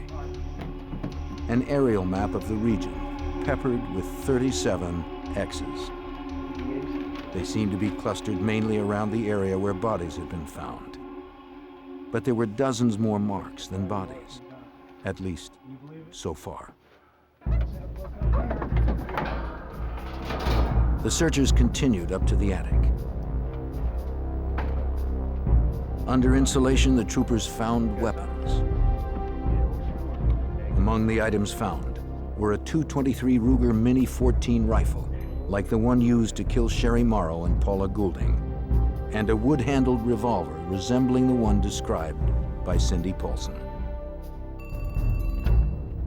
Yeah. The search team let Van Clausen know the good news. Sounds good. These women look familiar? Have you ever seen them? The net was closing on Hansen, and he knew it. But he wasn't ready to talk just yet. Take another look. The interview dragged on for hours. It didn't seem like a confession was likely. I haven't. I've never seen it. While troopers collected the evidence, the case unwound even further. Hansen's friend and neighbors stopped by, curious about the activity. She was stunned by the news, then made a confession that demolished the last of Hansen's story. She told troopers that her husband provided Hansen with his alibi on the night of Cindy Paulson's abduction. He'd lied to protect his friend, not realizing how serious Hansen's charges were. The husband later called police and retracted his statement. Hansen's alibi evaporated. As the search continued, the troopers found the most incriminating evidence so far. Evidence that Douglas knew had to be there somewhere. They found Sherry Morrow's necklace and other personal property belonging to the dead or missing women. They had found Hansen's stash of trophies. Yeah, this is Baker here. Investigators called the station. Though they had Hansen where they wanted him, still he wouldn't confess. But they had enough to lock him up on the Cindy Paulson case. Bail was set at $500,000. Investigators now had time to build their case against Hansen as a serial killer. They called the prior victim to see if she was still on board. And at that time, they thought he had killed 11 women. And was I still interested in being a witness? They really felt that they may need me because he hadn't confessed. All right, what you got? 3 points on the map found in his bedroom matched the locations of bodies recovered by the troopers. Another X marked the location of a body recovered by Seward police years earlier. The remaining X's presumably marked the graves of more victims, dozens of them. Looking at the map obviously was pretty chilling because we believed the map. The map was a body count as far as we were concerned. The man had kept track. He didn't have newspaper clippings. He had the map. When the troopers believed they had enough to convict Hansen on at least 4 murders, they confronted him and his lawyer with the evidence. Hansen couldn't refute it. He had no place left to hide.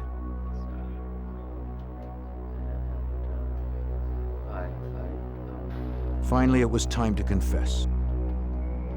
Time for Hansen to cut a deal. Hansen said he would confess to the murders that could be proven, as long as the trial was given no publicity and that his family be left alone.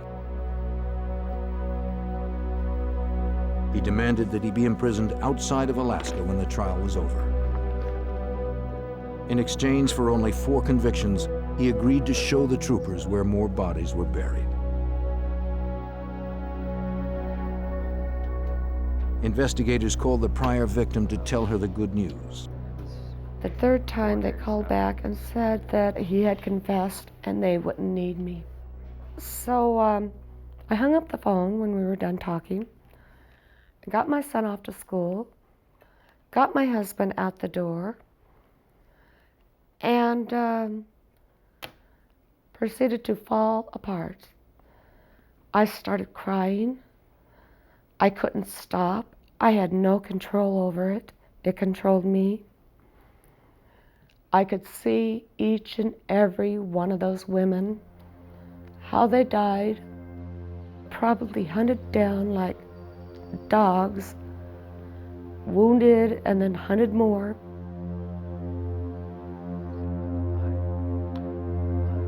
In his confession, Hansen described how he would take his victims into the woods and hunt them as prey. Over the dozen years that he lived in Alaska, he'd raped more than 30 women and developed many strategies for capturing them. Once he found a likely target, a solitary woman like Sherry Morrow. He would befriend her and arrange to meet her at a fast food place. If they were dancers or aspiring models, he'd offer to pay to photograph them. He'd arrive early and stay in his car. That way he'd be certain the woman arrived alone and had no one waiting for her in the parking lot. No witnesses. Then he'd go in and meet his new victim.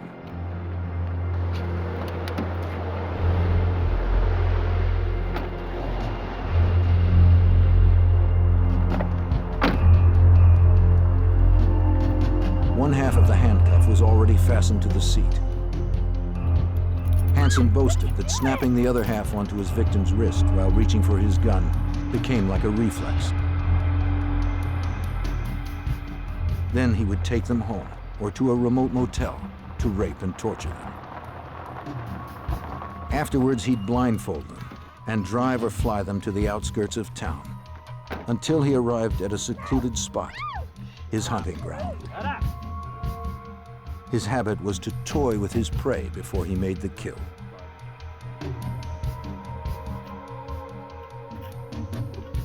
Hansen confessed that in the summer of '83, he devised what he called his summer plan. He sent his family away so he could bring his victims home.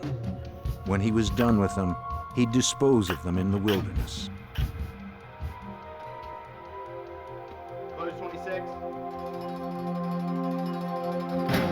On February 27, 1984, Robert Hansen was convicted of murdering 4 women and sentenced to 461 years plus life with no chance of parole.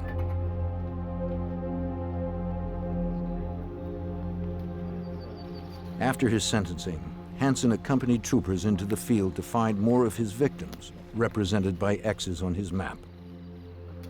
A total of 8 victims were found. Some places on the map went unexplored. Bears scavenged others, scattering the remains.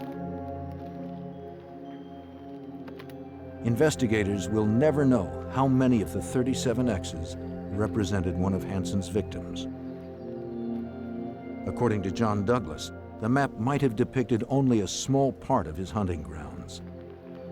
Killers like Hansen will come into contact with a lot of women, but fantasy is everything, and they may not like the way the person talks or the person dresses, the style, and so they'll make a decision. Well, this one will live. This one over here will die. I believe he was good for a lot more cases, and I still believe there was a chance that one of the reasons that caused him to go up to Alaska, he was running away from homicides back in the lower 48.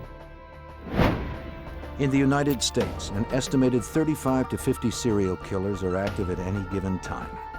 Profiling has made them easier to spot and apprehend. Each time one is captured, investigators learn more about their twisted motivations, making it easier to catch the next one. She came to rest on a snowbank at the side of a highway. A teenage girl who could have been anyone's daughter. Her journey had taken her places no young girl should ever know. But finally, it had brought her home to a small Pennsylvania town she'd never seen before. If only she'd survived, she would finally have known there were people who cared.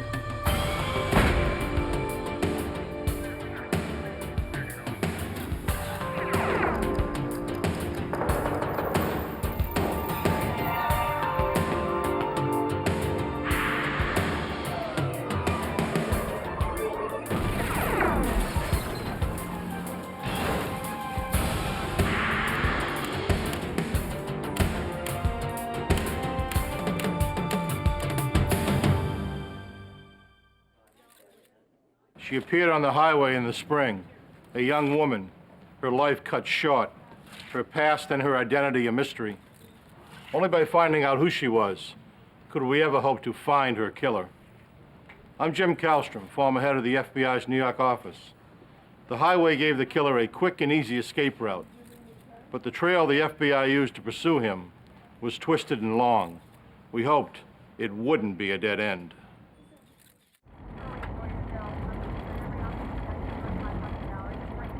March 24th, 1993, Bellefonte, Pennsylvania. A late snowstorm had held spring at arm's length.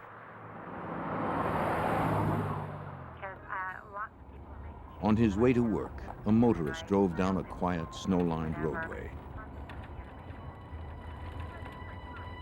But something on the roadside caught his attention.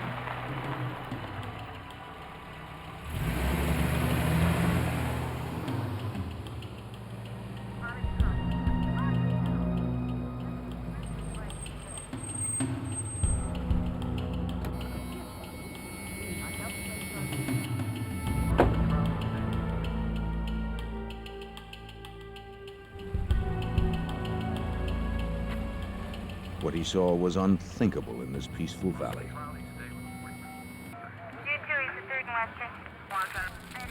Pennsylvania State Police were immediately called in.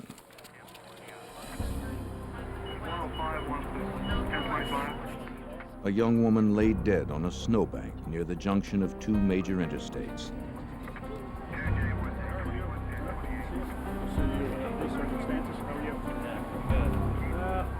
What do we got here? The county coroner determined the girl had died before she was dumped there. She was wearing only socks, panties, and a sweater. And she was young, high school or college age. But perhaps most disturbing, there was a rope knotted around her neck. And her hands were also bound. District Attorney Ray Griecar was at the scene, appalled by what he saw. What struck me is that someone had not only murdered this young woman, but treated her with such disrespect. The way her body was found haphazardly askew on this pile of snow suggested that she had been just thrown out as if she were nothing more than a piece of refuse along the side of the road. And it's something that makes you angry when you see it. Her body was taken away for an autopsy. Soon word of the crime began to spread in this close-knit town of 7,000. It was the first homicide in Bellefonte in 13 years. Like District Attorney Griecar, the townspeople were shocked and outraged. FBI Special Agent Randy Kohik was among them. He was drawn to the case well before the FBI was officially involved. That whole area up there is known as Happy Valley. It's a nice place to raise your kids. I lived there for 12 years. Crimes like this just don't happen there. And needless to say, to have a young girl's body dumped in your community is a heinous thing. They were extremely upset, and even more so, they wondered whether or not perhaps the murderer might live in the community. Detectives searched for anything that might help identify the girl. They found no purse or wallet, and little else. And I remember commenting to Trooper Madden that morning that he would be very, very fortunate indeed if he was ever able to even identify this young woman, let alone figure out who murdered her. Trooper Madden of the Pennsylvania State Police would be lead investigator. There was a slight indentation into the snow, about 6 inches, where the body itself looked like it had been dumped off of some type of object, be it a truck or vehicle, into the berm of the snow. Madden surmised the vehicle had been a truck with a cab fairly high off the ground. Tire tracks nearby would prove him right.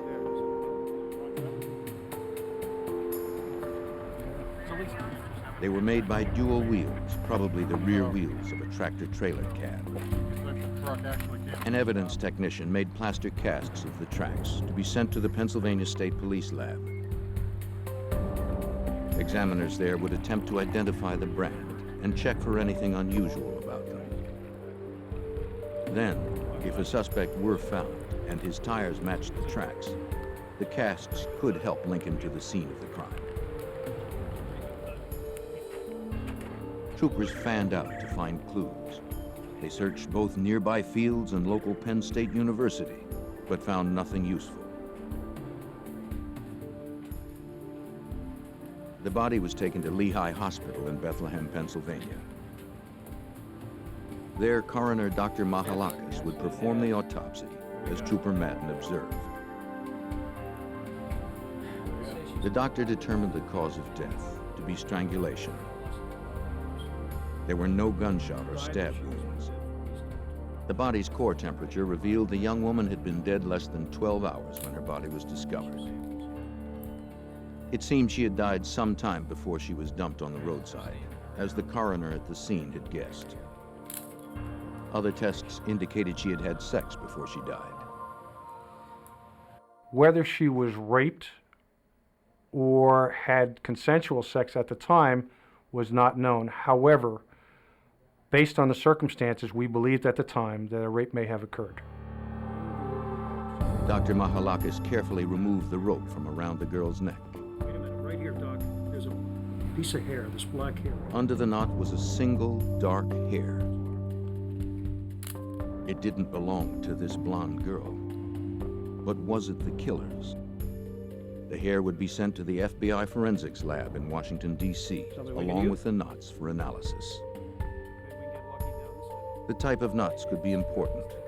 They might help the FBI develop a profile of the killer. But the best clue came from the girl's left hand. There appeared to be something written on the palm.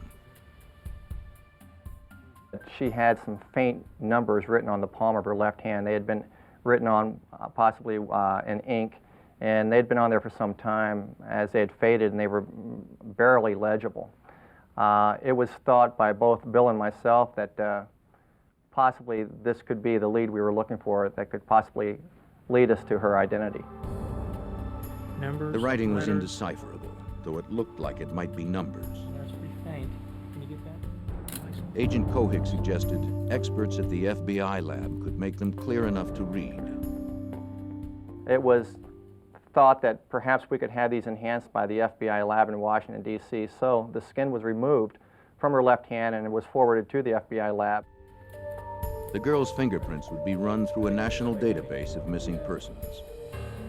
But the results would prove disheartening.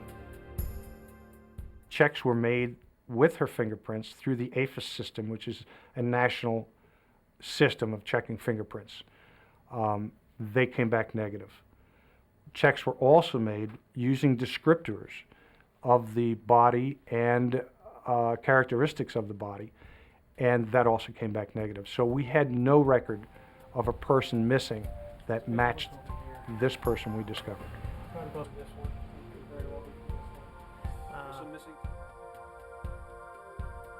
Then, x-rays were taken by a forensic dentist.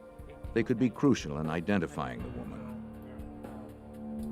If a tentative ID were made and these x-rays matched those taken when the woman was alive, they'd confirm her identity. But first, she'd need to be visually identified by someone who knew her in life, which would be difficult after a full autopsy. Closing facial incisions made for the dental x-rays and masking contusions would take hours of painstaking work.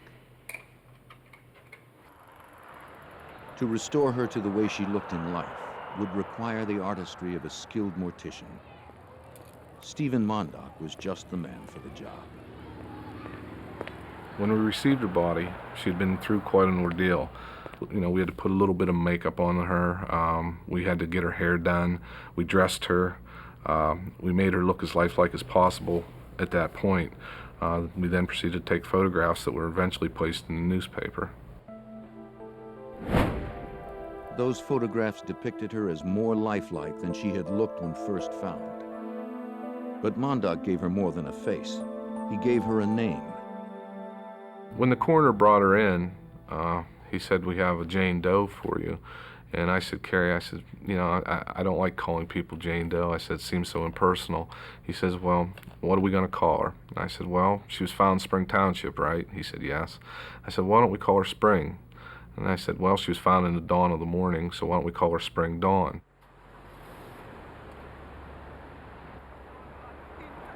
Mondock's caring work gave investigators exactly what they needed. They showed photos of the girl to dozens of truckers at local truck stops, restaurants, and gas stations. Some offered the names of people the girl resembled. Her young face struck a chord of recognition in many who saw it. Notices in local papers and on flyers also generated leads. The outpouring of calls to the state police at the time was plentiful, and we had to sift through every lead to try to determine if this person was a local person.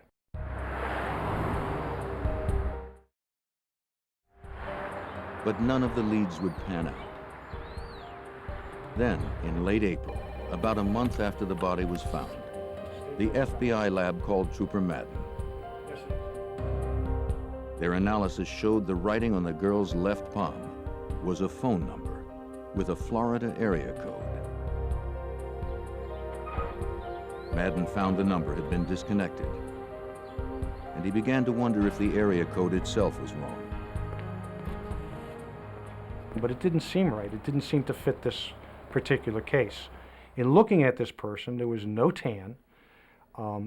It seemed as if she came from a winterized area, somewhat similar to where we were. However, we did not know where. Madden's best guess was that she came from west or north of Pennsylvania, probably within a 12-hour drive from where the body was found.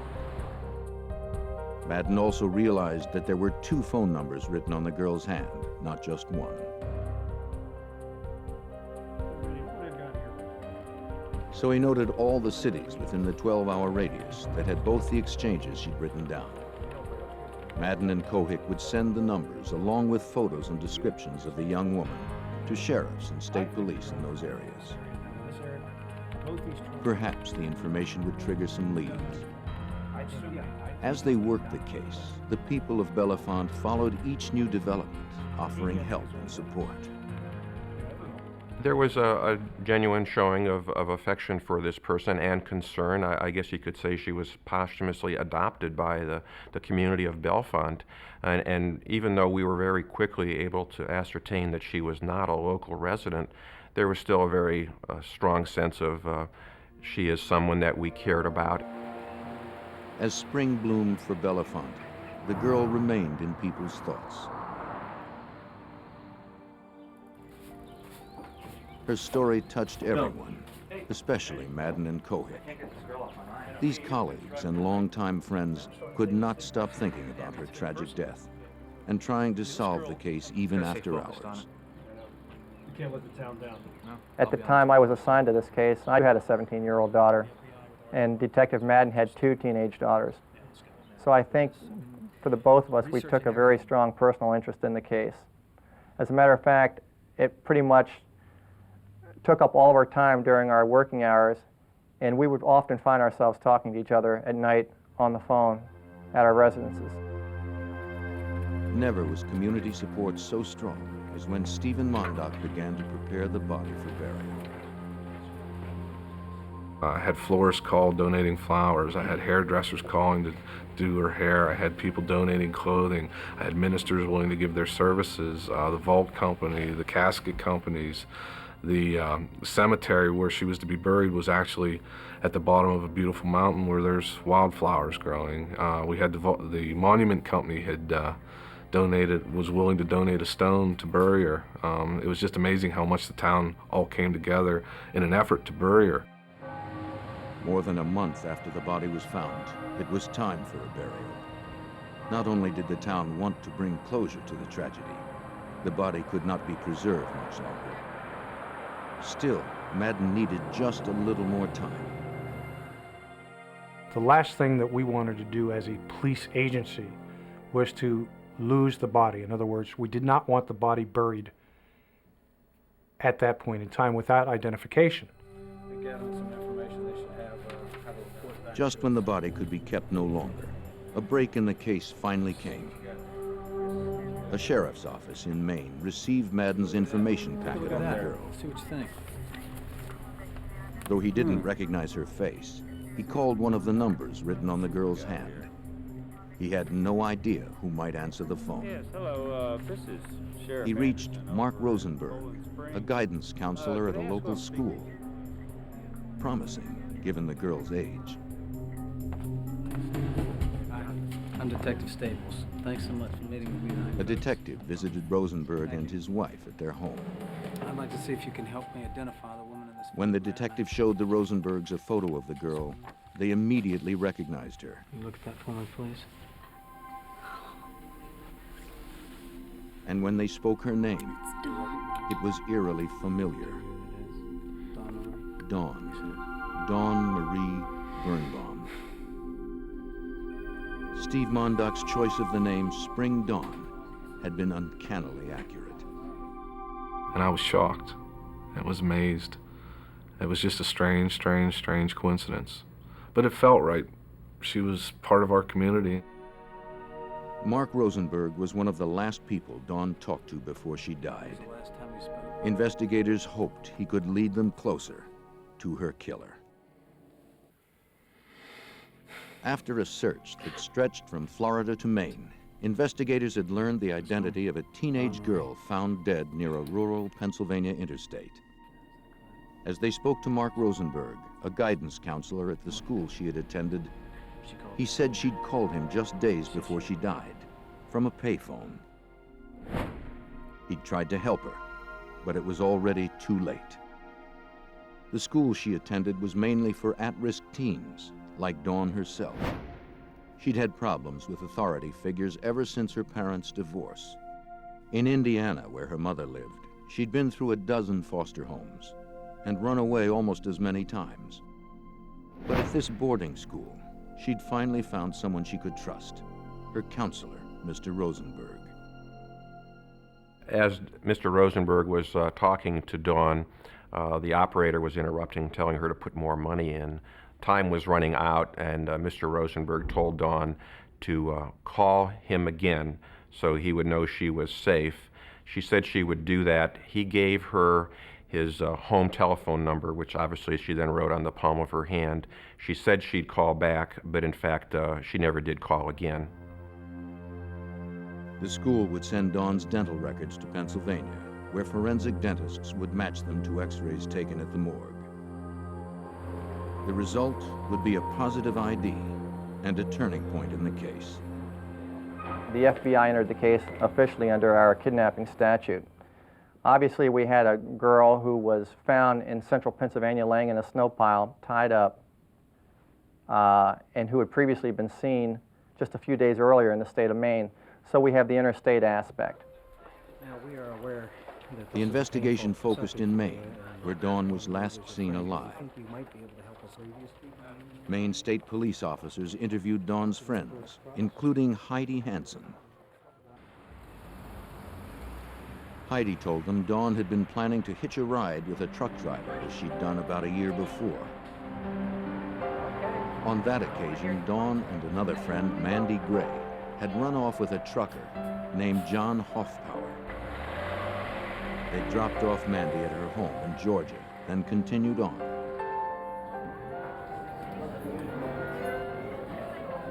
What had started as a ride became a relationship. As the weeks passed, they grew closer.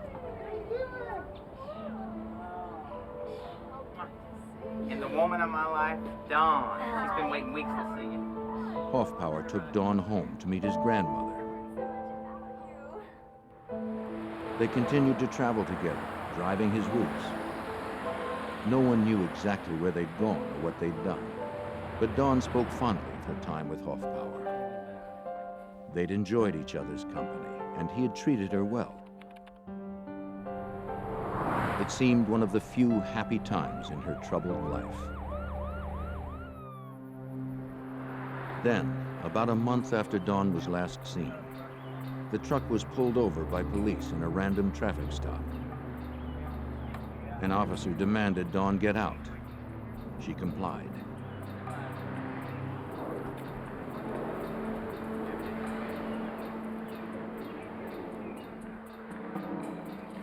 When she gave him her license, it triggered a missing persons bulletin filed by her school. The officer told Dawn she'd have to come with him. When he tried to take her away from Hoffpower, she pleaded to stay, to no avail. Police would bring her back to school. Since then, her behavior had been good, and she was due to graduate in just a few months. But things were not as they seemed.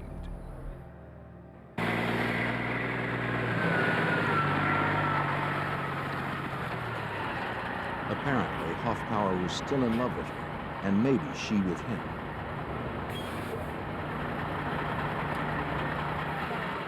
Though she hadn't seen him since their trip, he had tried to visit her at school.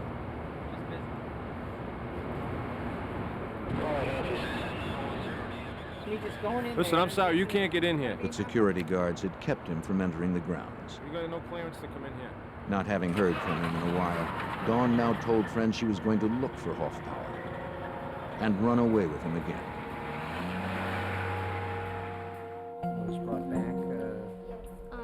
On the evening of Sunday, March 21st, 3 days before Dawn was found dead, she had snuck off from a movie theater.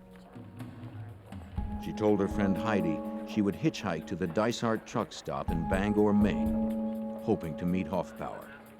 We got 2 agents down there ASAP and get me all the information. Hoffpower now became a prime suspect, since Dawn was last seen headed to meet him. Agent Kohick attempted to track him down. Apparently, he lived in Mississippi.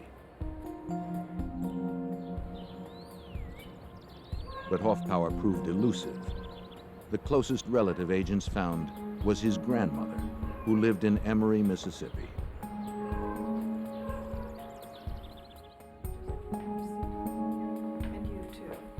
She welcomed them inside and told them she'd raised Hoffpower as her own son.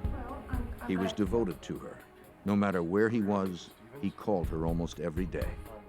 He had even brought Dawn home to meet her. Now, when agents told the woman of Dawn's violent death, she was devastated. Then, she shared with them her own tragic news. Last September, a half year before Dawn's murder, her grandson had stopped calling her. He'd also stopped working and taking care of his pets. He'd left his wallet in his house and disappeared.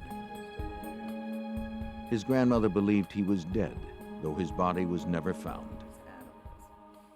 His car was found riddled with bullets, and there was some reason to think that he had gotten into some trouble with some very unsavory characters and had met a violent end. Agents learned his car had been found in September 1992, a few miles from his Mississippi home, 7 months prior to Dawn's death. By a strange twist of fate, Hoffpower's disappearance had led to Dawn's death. If Hoffpower had arrived at Dysart's, Dawn would still be alive. Their star-crossed love affair had ended in a double tragedy.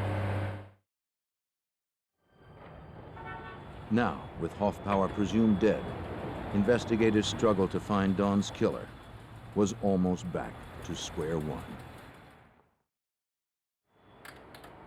Investigators' most promising lead had gone cold. They again had no suspect in a chilling case: the death of a beautiful 17-year-old girl left dead on a rural Pennsylvania roadside.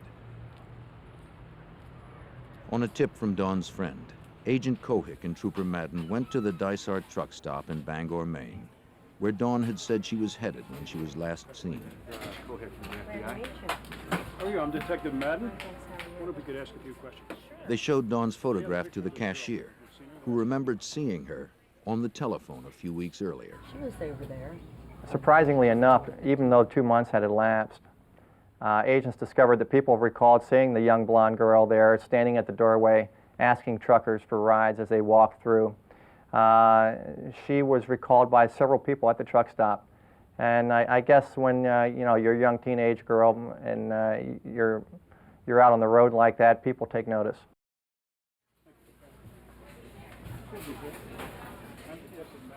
It seemed obvious. This was where Dawn had made her last phone calls. This cashier's desk, where a trucker would pay for fuel, was only about 15 feet from the bank of pay telephones, which Dawn had used to make calls back home and down to the school. So it was easy to visualize how an encounter would have occurred between Dawn and a trucker. Agent Cohick secured a federal grand jury subpoena for the telephone records. No problem? Yep, a lot of problems. Going through them would be a painstaking task, but it was the most promising option in a case fast running out of leads. Mandy, her girlfriend, right? Mandy Gray.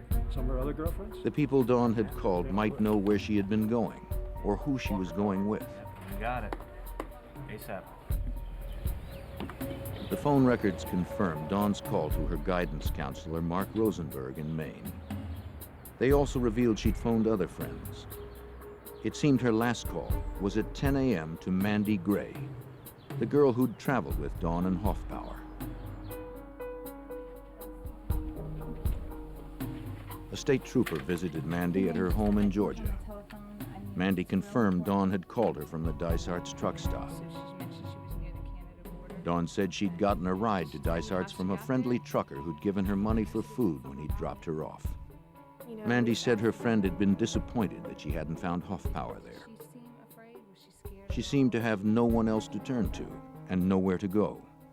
If she headed toward Indiana, where her mother lived, she feared authorities would be looking for her. Based on the conversation she had had with her girlfriend in Georgia, Trooper Madden and I reasoned that she had obtained a ride with a truck driver from Dysart's truck stop. At that point, I decided it would be best if we attempted to identify who may have stopped there for gas over that several-day period. And so I had a federal grand jury subpoena issued for all the receipts from the truck stop for approximately a 4-day period surrounding when Dawn was last seen there. Meanwhile, Trooper Madden obtained receipts for the 3 truck stops closest to where Dawn's body was found in Pennsylvania. They hoped that whoever had given Dawn a ride had bought gas in both places. It was possible. The distance from Bangor to Bellefonte is just over 650 miles, but not probable. A big rig can easily travel 1,500 miles or more on a single filling. Undoubtedly, it was a long shot, but Cohick and Madden nonetheless began the painstaking task of scanning thousands of gas receipts. Over approximately the next 4 weeks, I compiled the receipts from Maine and from Pennsylvania and ended up with 2 separate lists. After comparing one list against the other, I noticed there was only one match on the entire list of several thousand names. The name was James Robert Cruz Jr. Cruz had bought gas on the morning of March 22nd at Dysart's truck stop, just as Dawn was talking on the telephone 15 feet away. 3 days later, he gassed up again in Milesburg, Pennsylvania, just a few hours before Dawn's body was found nearby. So this was a big breakthrough for us. We have a guy who's in Bangor when Dawn is in Bangor, and in central Pennsylvania right about the time her body is found. The receipt showed James Robert Cruz Jr. worked at an Ohio trucking company. In response to a call from Agent Cohick, his manager verified the credit card purchases. Okay, I've got the records. Cruz was driving truck 44 on a route consistent with the events of the crime. Got the times, got the dates, got everything here. Agent Kohick and Trooper Madden now had a suspect in the killing of 17-year-old Dawn Marie Birnbaum. Okay, that sounds good to me too. Exactly. Investigators pursued their prime suspect, wanted for the murder of a 17-year-old high school girl Wednesday morning, then whose we'll go. body was dumped Sounds near a good. Pennsylvania interstate. Mm-hmm. The man was a trucker named James Robert Cruz, Jr. His manager told the FBI he was a model employee at an Exactly. Ohio trucking company. This is the file that we're But looking investigators found he had a dark past. for. Yeah, it turns I out. had a criminal history check run in the next few minutes and was able to determine that he had a rather lengthy criminal record. Most importantly on that criminal record was the fact that he had been in the U.S. military, and while in the U.S. military, he had been convicted of attempted murder via strangulation and had served time in Fort Leavenworth for that conviction. His military records gave investigators another key fact. We found that his blood type was A positive, which fit him into the small portion of the population which would be a possible source of the seminal fluid found in Dawn. It seemed investigators were closing in on their suspect. There's only one thing left that we could do to further attempt to identify whether he might have been the individual responsible for this murder, and that was to make a determination as to what type of tires he had on his truck. At Agent Kohick's request, an Ohio FBI agent inspected the tires on truck 44 while Cruz was on the road in another rig. The tires were XD1, Michelin, low profiles, a fairly unusual brand. At the Pennsylvania State Police Lab, an examiner attempted to match that brand to the tire cast made where Dawn's body was found. He compared the cast to detailed photographs in a tire reference guide.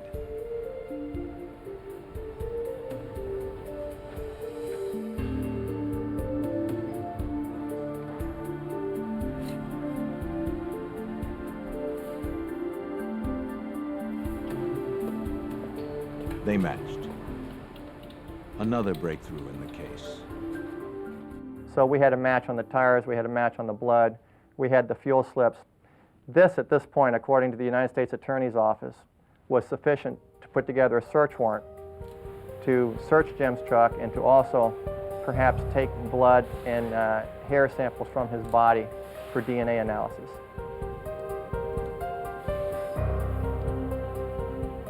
When Cruz was again away in another rig, FBI evidence recovery technicians examined truck 44. But if Dawn had in fact been in this truck, it would have been at least 2 months ago, so investigators didn't expect to find much. The fact that the truck was exceptionally clean didn't make them any more optimistic.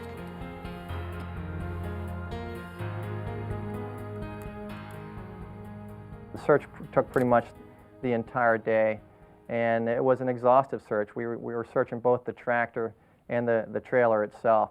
There were over 300 pictures taken of the tractor trailer. But nothing turned up.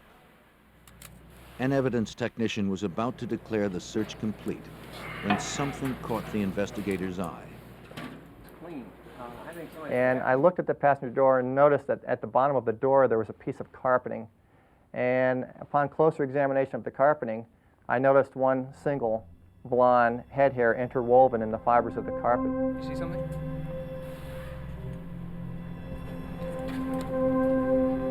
It seemed amazing, but there Tom, it was, Bill, come here. as if Dawn had not been quite ready to give up yet. What is it? It's like a blonde hair. The hair would be sent to the FBI lab for analysis. I thought it was a little bit too good to be true that this could be a hair from Dawn. When do you expect them, Joe? Now, investigators waited for Cruz to return from his run. Mr. Cruz, James Cruz? They told him they were looking for a runaway last seen at a truck stop in Bangor, Maine. Do you mind if we use your office? No, right there on it. Thanks, Joe. They implied they were talking to many drivers. Take a seat right here in the chair. We know you had a They asked to see Cruz's logbook for his record of travels on the days in question. The logs are government mandated to keep truckers from driving too many hours at a time. kind of a history of where you've been. Cruz admitted he'd falsified his logs. Is it pretty accurate? Well, you know, it's Truckers commonly alter them to stay within legal limits. pretty accurately where you've been. But it seemed Cruz's logs had been selectively altered. But the one thing we noticed was that the misrepresentations in the log seemed to occur just conveniently when the fuel was purchased in Pennsylvania, also when the fuel was purchased in Dysert's.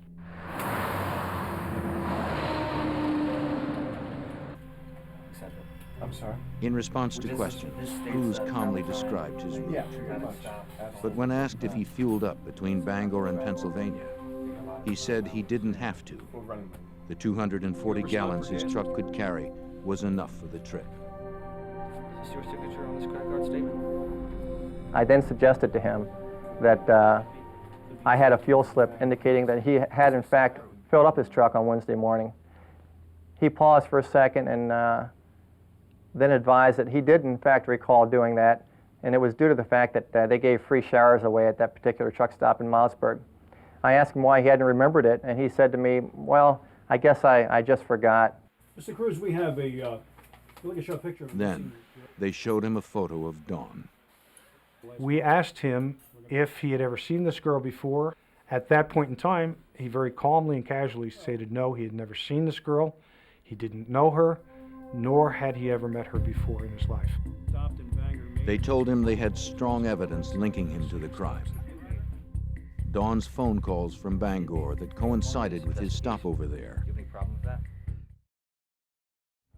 The match of his truck tires to the tire tracks of the scene. And the match of his blood type to the type found on the body. He calmly chalked it all up to coincidence. I don't know how. At no point during the interview did any of his mannerisms indicate that he was at all nervous with my line of questioning. And as the night slowly went on, I think even Detective Madden agreed that he became less of a suspect for us, even though we had all this circumstantial evidence. He was just too calm and cooperative. Do you have any problem with that? Not at all. Cruz remained friendly, even when investigators produced a warrant for blood and hair samples. They would later learn from FBI profilers that such an excessively calm response can be a sign of guilt. On September 6th, results of the blood and hair analysis proved them right. The samples from Cruz matched the hair and DNA the killer had left behind on Dawn's body. With that evidence in hand, agents obtained a federal arrest warrant for James Robert Cruz, Jr.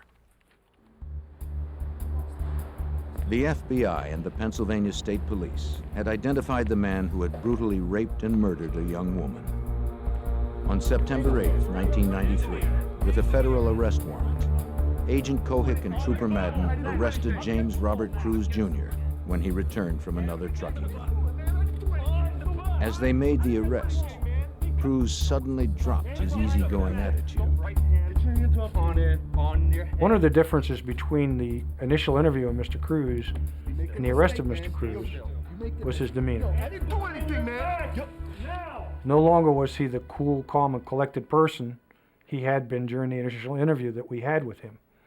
Instead, Mr. Cruz appeared to be very sullen and was angry towards both Agent Kohik and myself.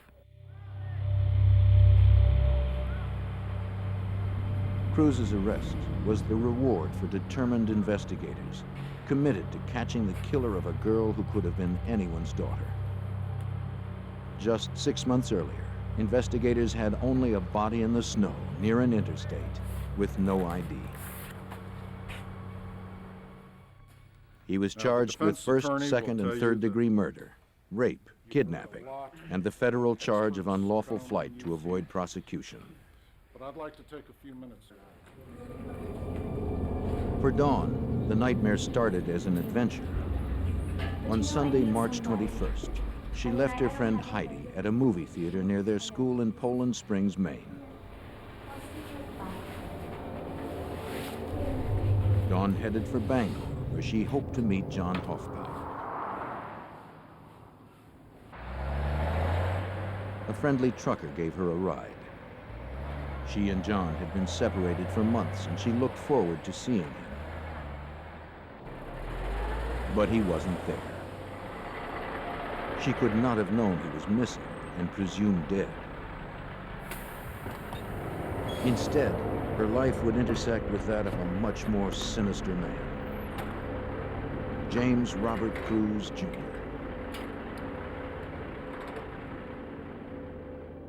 No, I'm okay. I'm fine. Dawn spent the day of March 22nd making calls at the Dysart truck stop in But look, I Bangor. was just calling to let you know I'm safe. She telephoned friends, letting them know where she was and that she was safe. Okay. We'll just tell everybody I'm okay. Oh, I appreciate it. She also talked to her school counselor, Mark Rosenberg, to say she'd run away, but was fine and promised to call him that evening. Okay. Oh, hang on a second. Hang on. She wrote his numbers on her hand for safekeeping.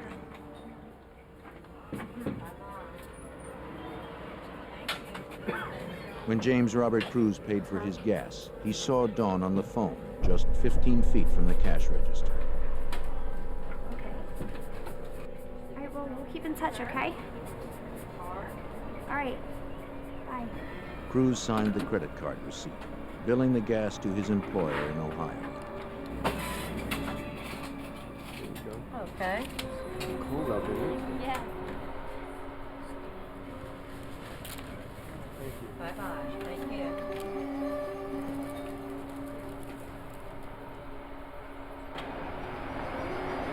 Hey, mister. Where you headed? Do you think you might be stopping in Georgia? Can I get a ride? Absolutely. Is this it? Thanks. It didn't take much to convince him to give her a ride.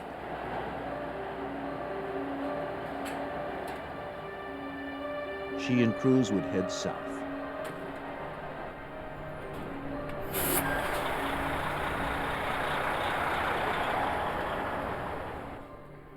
Prosecutors reconstructed the events that had led to Dawn Birnbaum's death.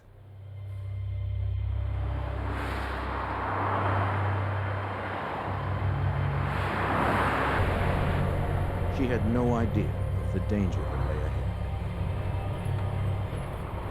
The hours she spent with James Robert Cruz would be her last.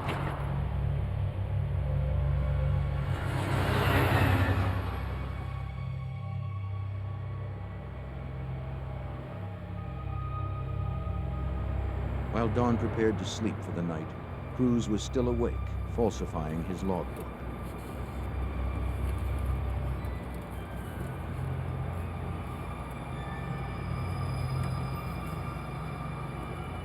Dawn would soon find herself a helpless captive, trapped by a cruel predator, with no escape.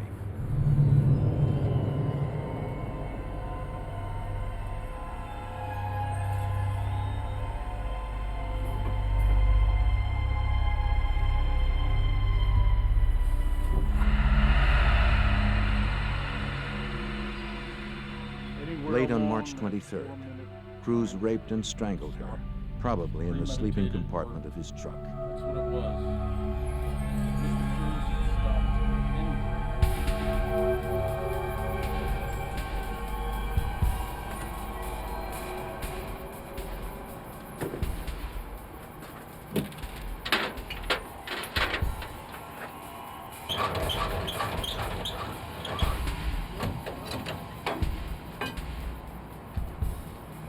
That same night, after buying gas in Pennsylvania, he disconnected his cab from his trailer at the travel port.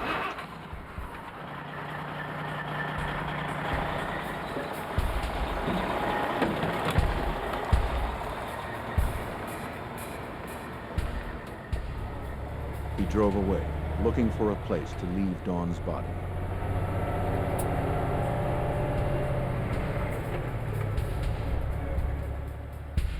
Cruz drove through the backwoods of Pennsylvania, anxious to dump the lifeless girl.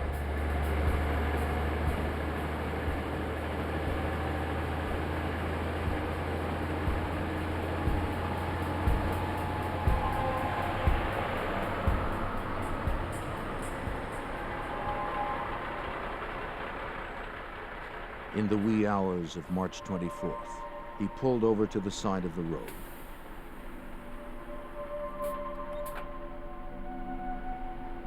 He pushed Dawn's body out of the truck and onto the side of a highway entrance ramp.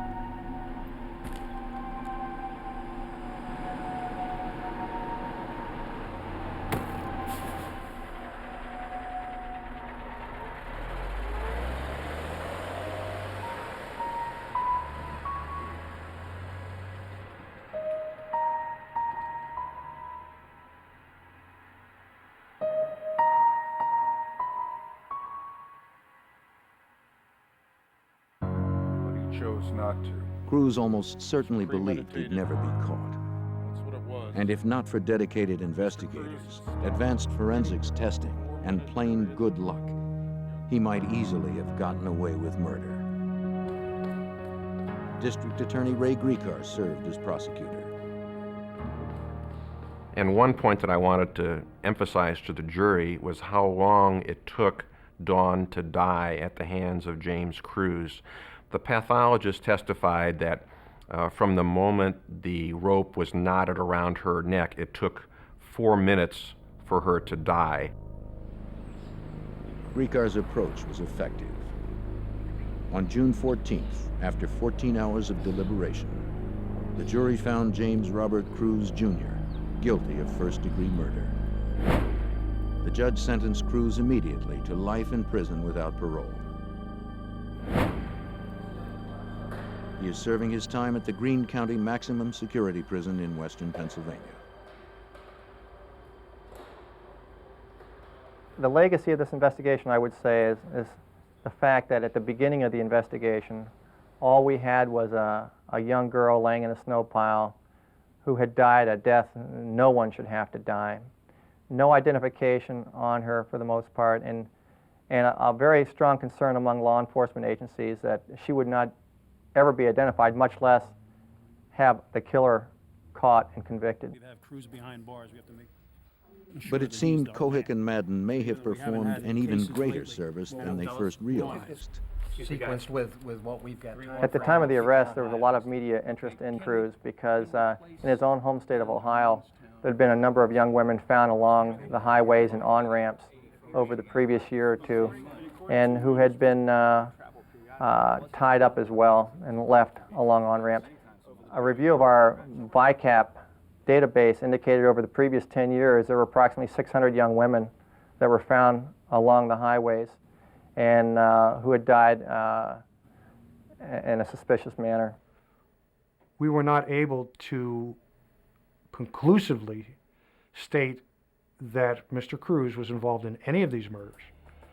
What we do know is that after the arrest of Mr. Cruz, the murders that we were talking about in the state of Ohio ceased. For Dawn Birnbaum, peace had finally come.